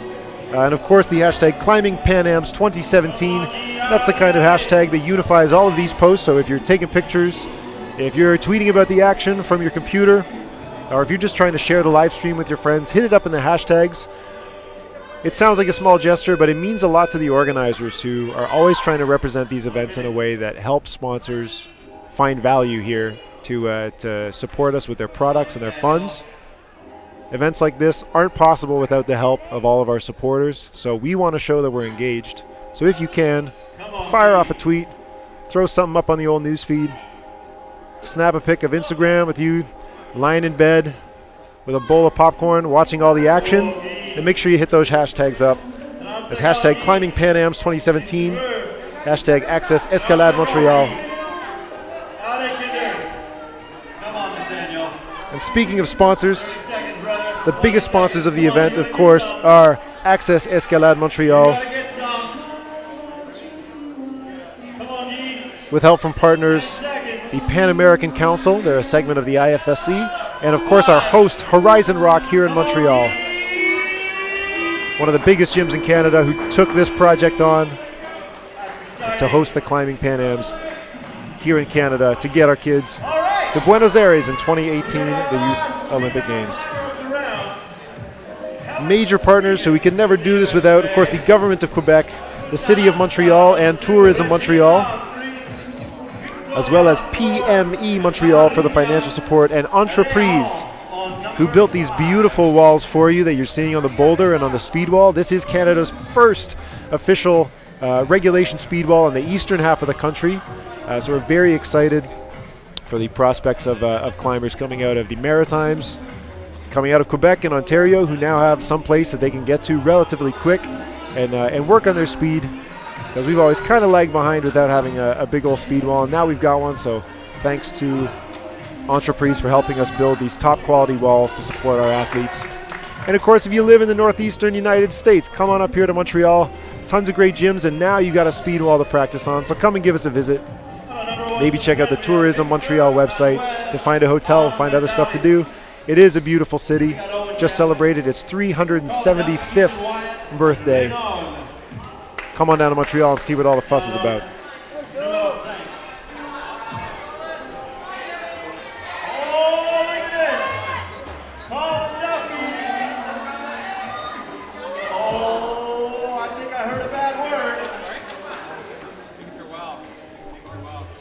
On men's number one right now, with about 3 minutes and 20 seconds left. From Ecuador is Victor Manuel Armendariz. And already finished up on women's number one, Helen Stevens from the United States. She is our final female competitor in the Youth B category. Colin Duffy sticking the big moves like we know he does up on men's number three.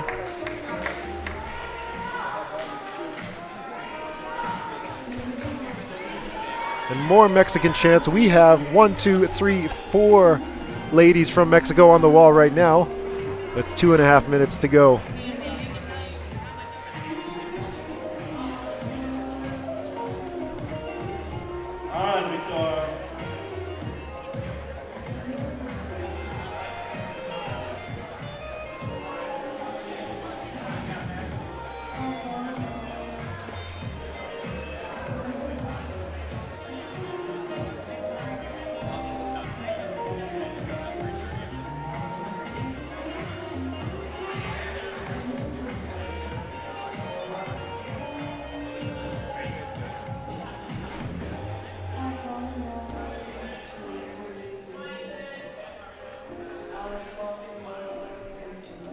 Continuing our introduction of the sponsors, big ups to the Perfect Descent Climbing System. Of course, they provide the auto belays for our speed wall here. Not just your regular auto belays, but they pull in speedy quick fast, so all those top speed climbers don't get dropped. So thank you to Perfect Descent for their support. And of course, if you're staying here in Montreal, check out Hotel Gouverneur de Montréal, Auberge Royale Versailles, the Travelodge Centerville. They're all official hotels here.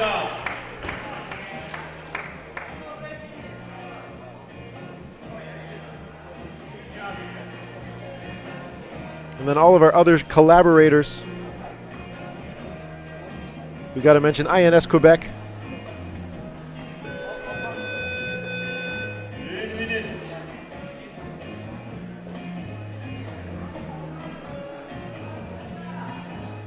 We got to thank 5600 for their support. TV Go for providing this webcast.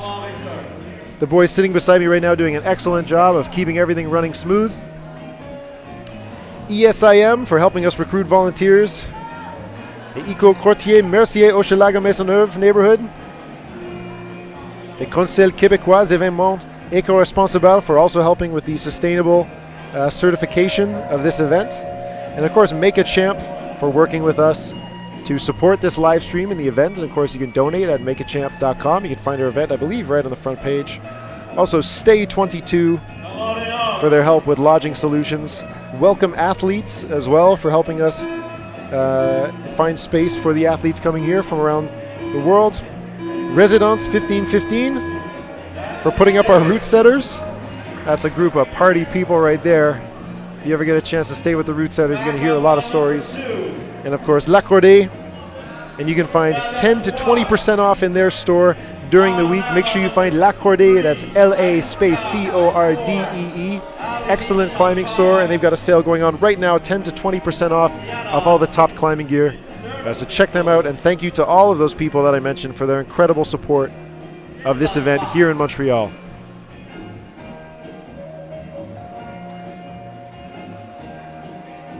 Please welcome for the gentlemen, Emilio Valdez on number 1.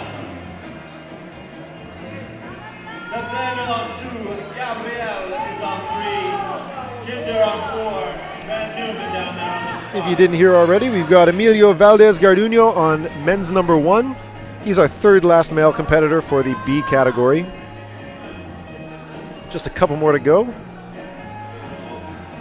Later on today, we'll be starting up for the A and junior categories, who based on the schedule should be climbing slightly different problems from these ones. That should start around 2 p.m.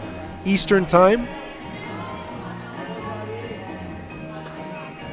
And after lunch, I'll be back to help follow along with that. And of course, semifinals is tomorrow and finals on Wednesday for bouldering. So make sure you tune into those, especially if you're looking for a show. Tune in on Wednesday for the big finals. It means a lot to these kids to be the Pan American champion. It also means a lot as a competitor. Being the champion on a continental level gets you lots of extra perks. It lets you attend events without having to qualify through the regular comp stream. So that is something that a lot of our competitors are hoping to achieve. Makes it much easier to get to a World Cup. If you are the bouldering champion here, then you can go to World Cups basically without qualifying through your own country. You get that extra bye.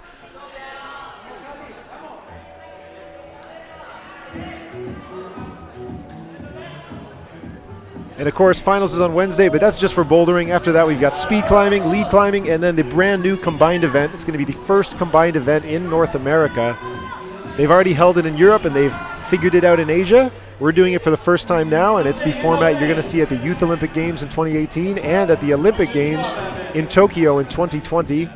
So if you want to see what it's all about, you can check that out this weekend, Saturday and Sunday. You'll see the lead finals and, of course, the combined finals, which is where we'll decide who gets the bye to go down to Buenos Aires next year for the Youth Olympic Games, representing the Americas.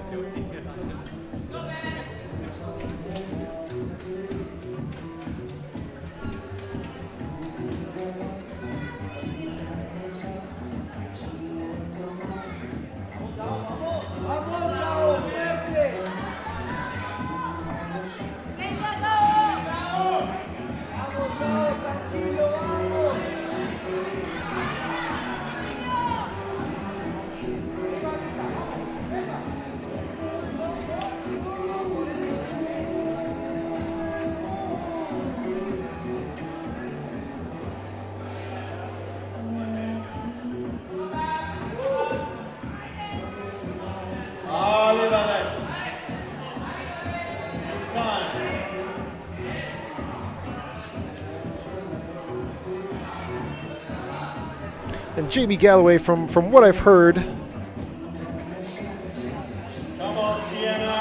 you can see most of the problems. Maybe not, though. Maybe 1 and 2 are still difficult to see, so I will try and keep you updated. Women's number 1 is on the steep. You're basically pulling through small crimps through a couple volumes to come around a head wall. Pulling a crimp on the flat and trying to rock your weight over a small foothold, and then clamping down on a brutal sloper for the finish. Women's number 2 and men's number 1 are very similar. They are mounted on the speed wall, so a bit of an incline. Women's number 2 is a real toughie. You're starting at a very tight 4-point start down on 2 volumes. So you've got your arms spread wide, one foot up in your face and the other foot low down. And then you're basically doing a big push straight upwards into an undercling, a Gaston undercling, which a lot of kids have had trouble with. But right now, Babette Roy from Canada managed to send that thing. If you can stick the undercling, bonus is basically a given. And then after that, you got to step on a pretty awful foot out to the right and secure top, which is just a triangular volume with nothing on it. Seen a lot of falls today. Men's number one, kind of similar. Basically just 3 volumes in total, another tight start. You're going straight up to a terrible flat screw-on a very inclined volume, which you have to match. So you're trying to keep your hips way in while your feet are on tiny, tiny footholds. At that point, the top is tantalizingly close to you, but it is a sloping volume with just a little thumb screw-on attached. A lot of the climbers from bonus try and dyno up to the finish, which has not seen much success. There's a tiny little foot jib that you have to try and use to keep the tension. But that's a scary move, understandably. It's hard to commit to that.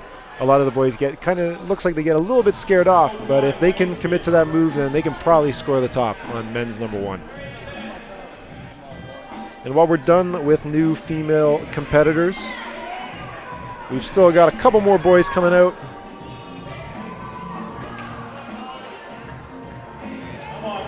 On men's number one, we've got our second last athlete, Ethan Friedenheim from the United States.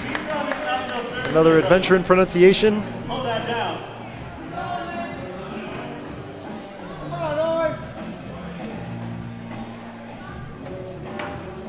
And of course, if you're looking for scores, the place to go is ifsc-climbing.org. That's where you can find all of the scores. Check the calendar page, scroll down until you find the Pan American Championships, and you can see all the scores as they happen.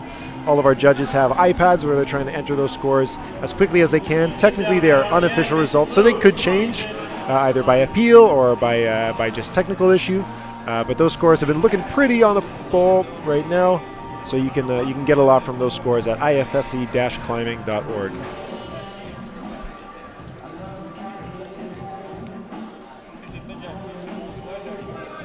If you guys are posting on Facebook or looking for something to follow, check out the Facebook page for Accès Escalade Montreal.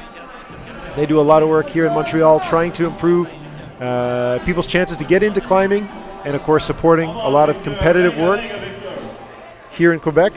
You can also visit the Facebook page for the Climbing Pan Am 2017.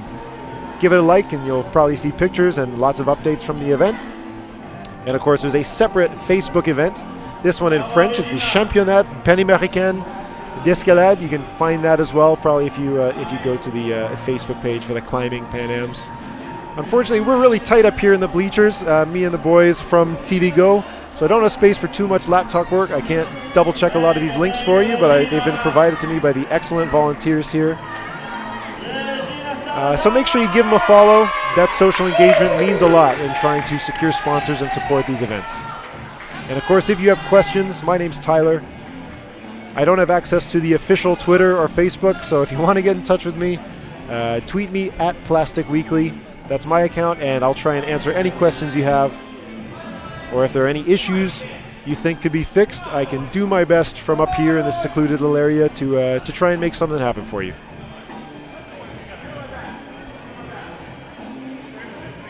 Thanks to everybody watching. It means a lot that you're tuning in for this. It is just the qualifiers on the first day. But for a lot of our athletes, this is one of the biggest events that they've had in their lifetime, and that means a lot. It's a huge learning experience for the climbers. It's a huge experience for their coaches as they get to see how their kids handle these new kinds of pressure. And to have you guys watching and be excited about it and posting with those hashtags like Climbing Pan Am 2017, showing that engagement and that all these kids have people behind them, that's a huge step forward for our sport here in the Americas. I hope you'll stay engaged. I hope you'll share on Facebook, on Twitter, on Instagram, whatever social media you use. Try and get the word out. Every viewer means a lot.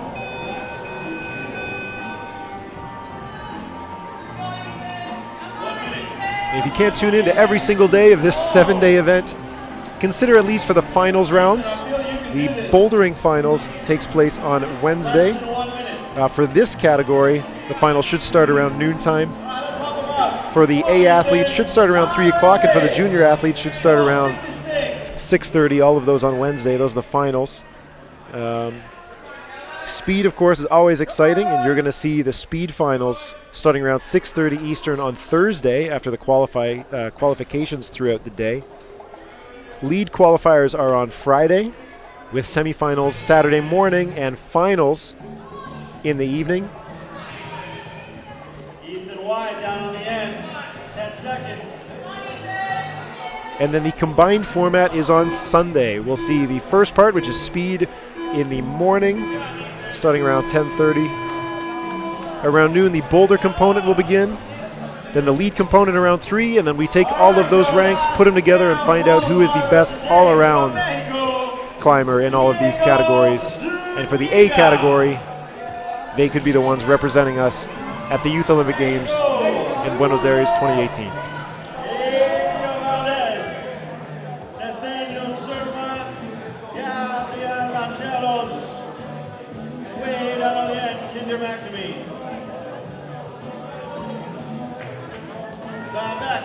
Up on number 3. Now on 4. Alicia Reyes on number 5.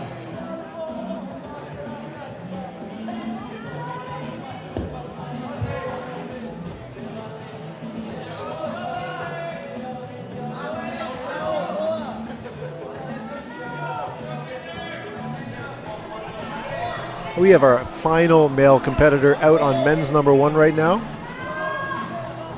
Representing Mexico, we've got Diego Eugenio Zuniga Gonzalez. He'll be our final climber for the morning. He's only about 1 minute and 20 seconds into his attempts here on men's 1, so he's got much more time on the wall for all of us to watch.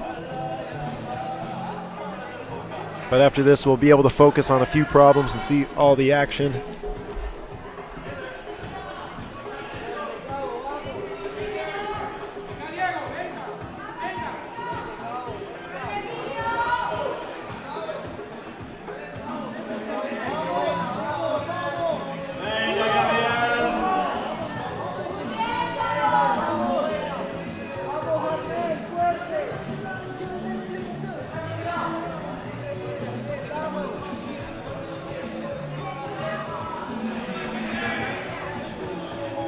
And of course, also deserving a huge shout out for an event like this is the army of volunteers here at the event. Every problem needs a couple judges.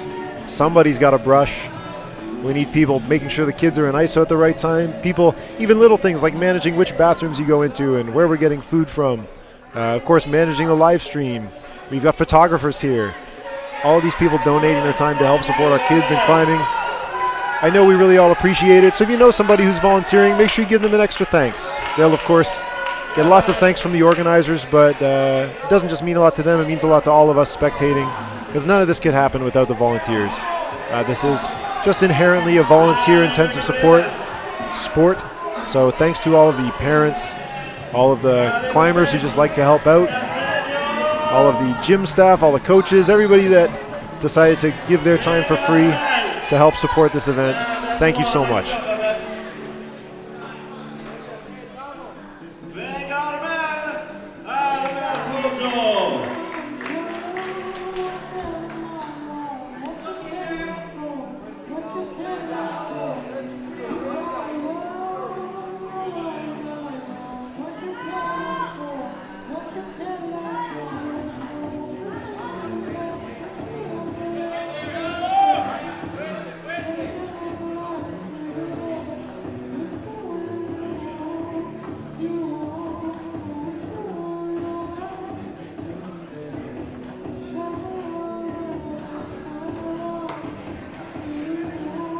And something interesting I've just been tipped off to, if you're here in Montreal for the event or for any other reason, we've actually got some of these walls that are open to the public for you guys to check out the type of climbing that these competitors are doing. So if you're around through Monday, Tuesday, and Wednesday, come on down here to Horizon Rock. We're out at Rue Dixon in the, I guess you could call it the eastern part of the city, right by the Olympic Stadium. And on Monday tonight between 7:30 and 9:30, tomorrow, Tuesday, between 6:30 and 8:30, and Wednesday, between 8:30 and 10:30, you can get on the speed walls and the boulders. You can play around with some of the climbs. Well, of course, the standard speed climb, And then some of the climbs from the junior category, which will be tough, but if you want to try them out and see what it's like to be at this level of climbing, you should come on down. It's open to you guys in those times. You can find all of that at the official website for this event. That's climbingpanam2017.com, where of course you can also find the crowdfunding campaign where you can help support this live stream. You can find a link to the live stream for your friends. You can find a link to the scores at ifsc-climbing.org. And of course, you can find all the information about our incredible sponsors, about our volunteers, about the supporters, about the experience of visiting Montreal, one of the oldest cities in North America. You can find it all at climbingpanam2017.com.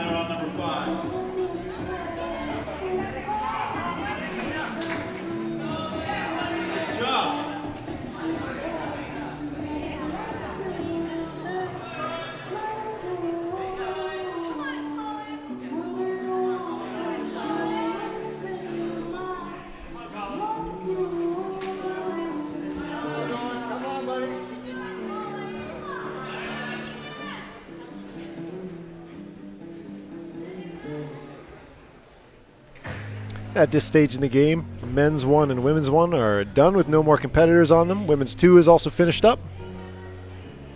I believe M2 will see one more competitor.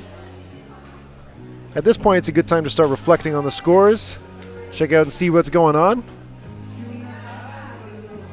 Seeing a lot of dominant performances from the Canadians and the Americans and the Mexicans so far in the women's category, but again, it is early and there are still a lot of results we're waiting on because those climbers are still on the wall.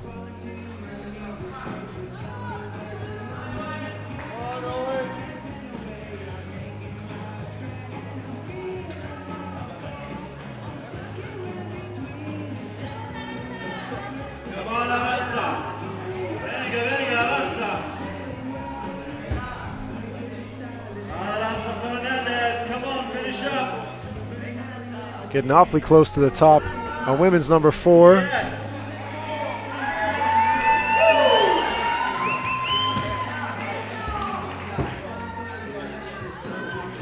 That was another confident top from Aranza Fernandez Gutierrez.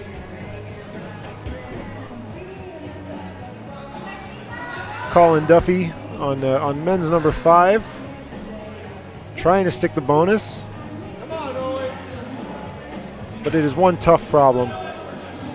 Like we said earlier, there's a lot of pulling in this comp, and to finish it up on the slab can be a tough mental game. But it's a good way to test everybody and find the well-rounded climbers to take forward into semifinals.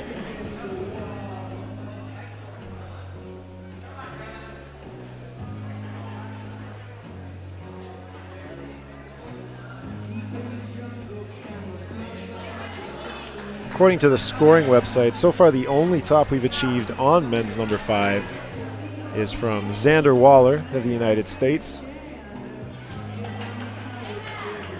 Also very few tops on men's number 1. That's a real separator.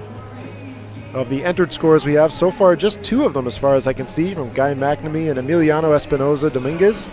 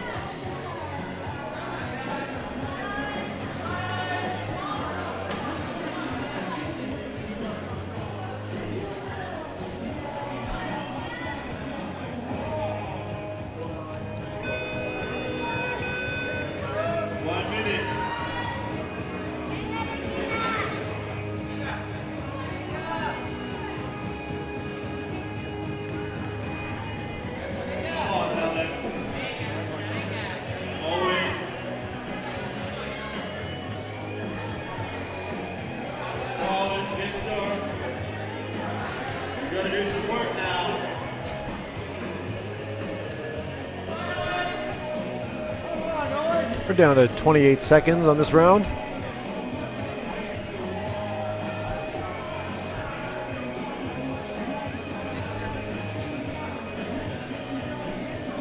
These are looking like final attempts.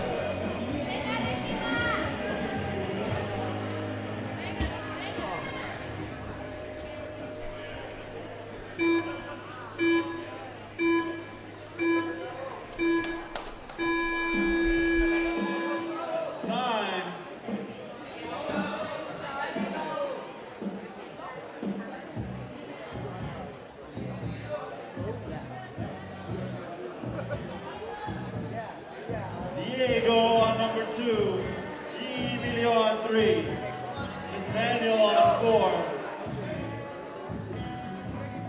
and Gabriel on 5. All right, Babette's on 4, and Alamel is on 5. The ladies' round draws to a close.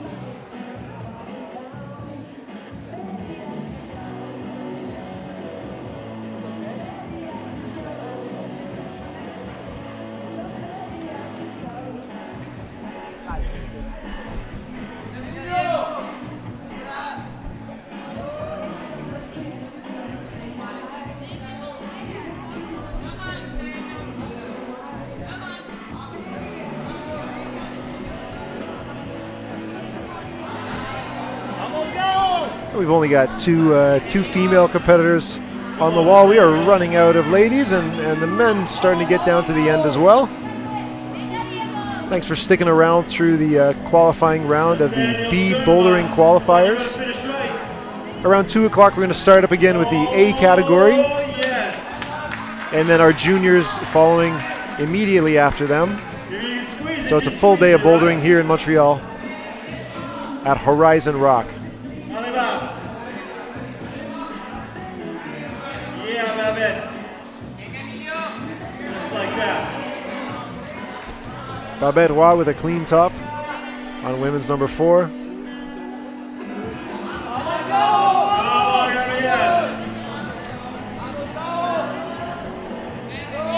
Working hard over on men's number 5. Can he still? Oh. Gabriel Lancheros Poveda on men's number 5, basically grazing the finish with one hand, but couldn't quite keep his body into the wall, unfortunately. He's got lots of time. He got 2 minutes, 37 seconds left on the clock.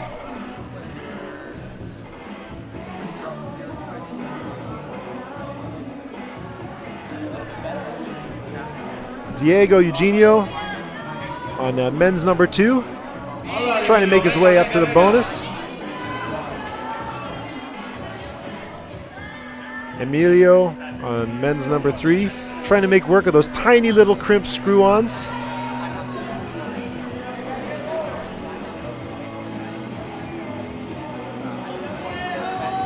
Armel Pozzo on women's number 5, trying to sort out the right beta to get through this problem, just full of volumes. The start hold is a American specialty of two volumes screwed on together to form a unique shape. And of course, a problem full of Bloc's volumes, one of the official hold sponsors of the event. On men's number 5. Oh, so close. Getting a hand over the top of that sloper. Just not able to match it, not able to hold.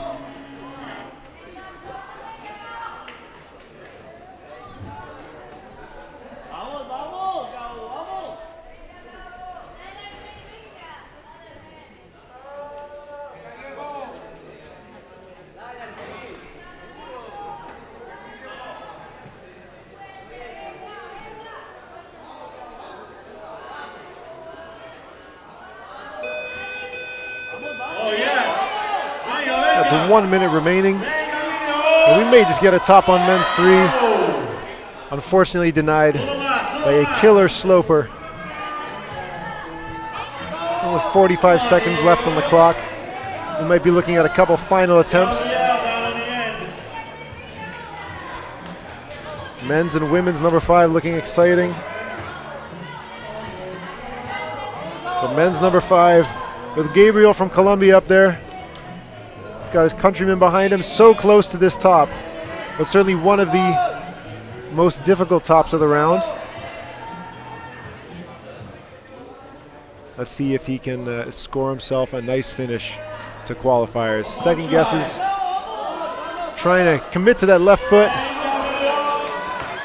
and he commits to the foot, but unfortunately slips right off it. And that is the end of that round. We'll get some more athletes up on the wall here as we come down to the end of the qualifying round of B Youth Bouldering.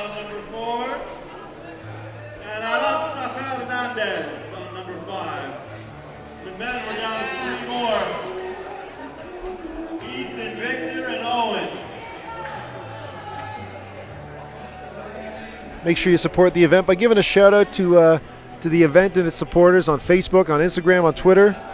Use those hashtags Accès, Escalade, Montreal, or Climbing Pan Ams 2017.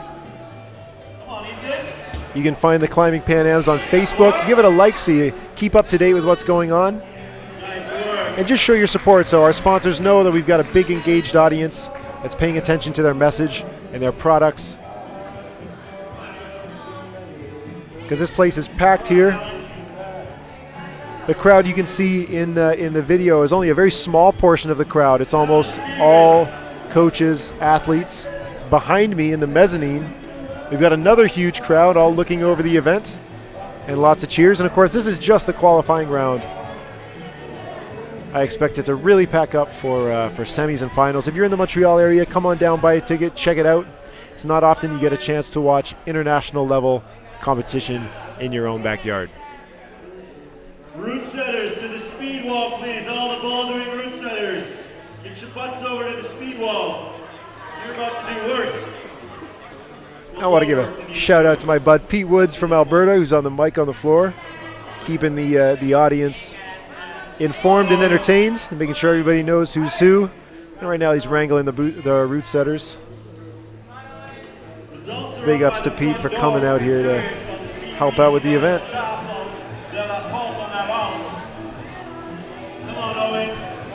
And as we get towards the end of this, and of course there's a top for Owen Gambling of Canada on men's number 5. That's going to mean a lot. That problem has not seen many tops. So that is a good indicator for Owen.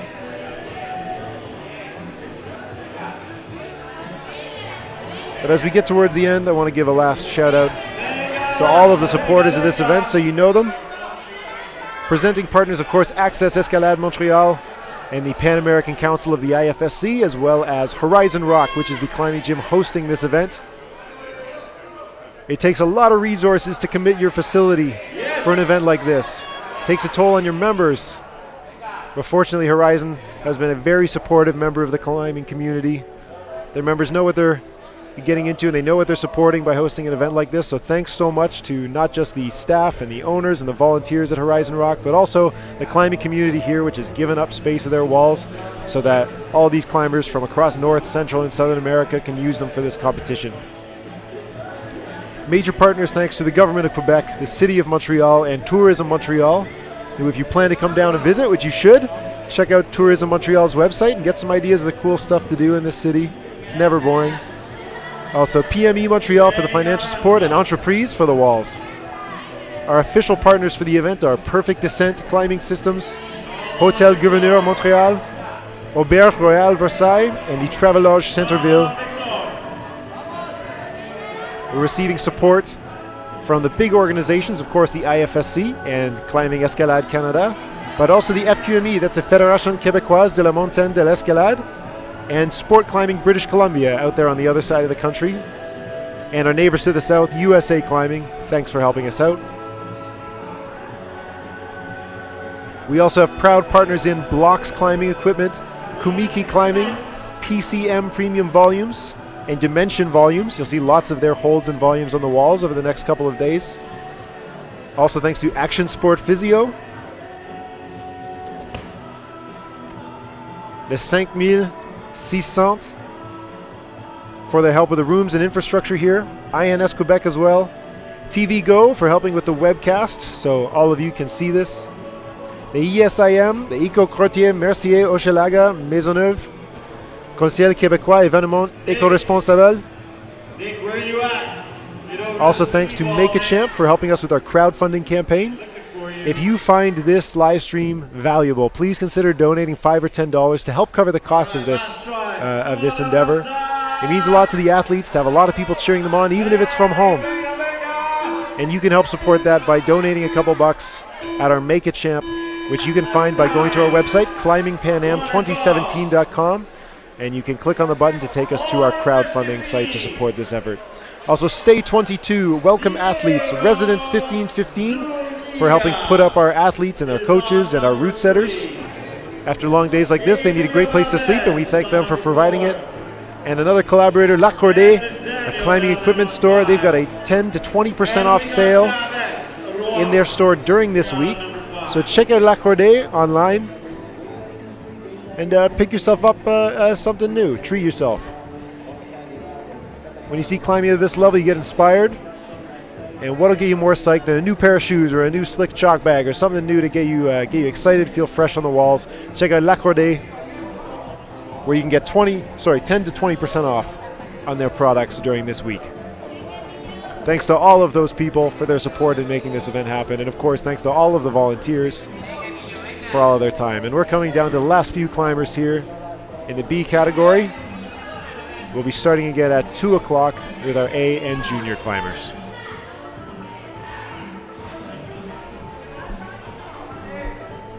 If you know somebody climbing this afternoon, make sure your friends know about this live stream. Share the website on Facebook, Instagram, Twitter. On Twitter, you can tweet at Escalade Montreal. On Instagram, you can tweet at Accès Escalade Montreal as well. On Facebook, there's a page for the Climbing Pan Ams and an event for the Championnat Panaméricain Escalade. Make sure you give those a like.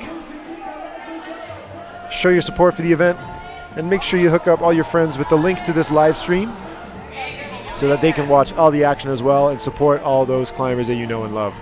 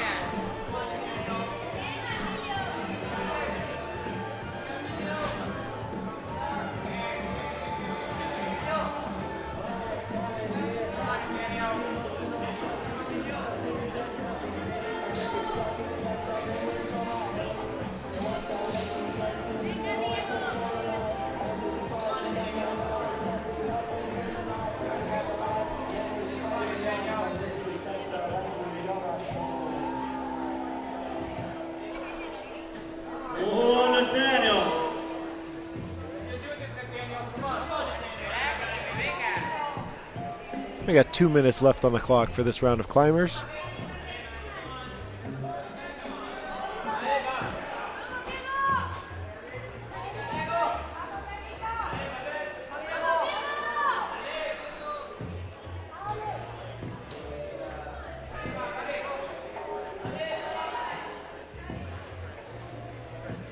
If you've got questions about any of these climbs, if you're not sure what a hold is or how something feels, or maybe from the camera angle you're missing something. Unfortunately, I don't have access to the official Twitter and Instagram pages for this event, but you can tweet me personally at Plastic Weekly, and I'll do my best to help share whatever information I have, whether it's about the climbs or the schedule, the scoring, the organization, anything you need help with. Shoot me a message, and if I can't answer it, I'll see if I can wrangle somebody to help answer your question. All right, Diego. Venga, venga, Diego.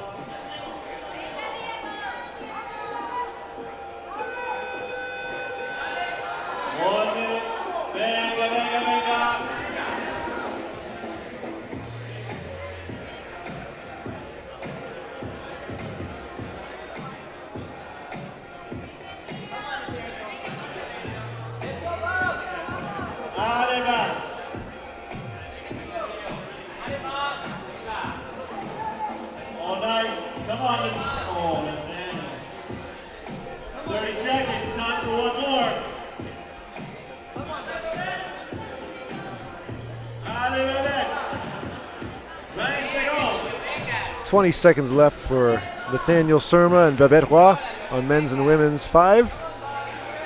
Nathaniel's moving with a lot of momentum in his last attempt. Maybe needs to slow it down a bit. Just missing again. And with only seconds left, Babette doesn't manage to get the bonus on that attempt. If you're looking for scores, you can see who's been climbing extra strong today, putting up those performances. Visit ifsc-climbing.org. Hit the link for calendar and scroll down until you find the Pan American Youth Championships. Search for the male Youth B Boulder or female Youth B Boulder, and you can see all those scores as they come in. And of course, they will be official shortly after this event is done, and once the judges have had a chance to double check everything. But for now, they are still extremely accurate. I put a lot of faith in them. So you can check that out at ifsc-climbing.org.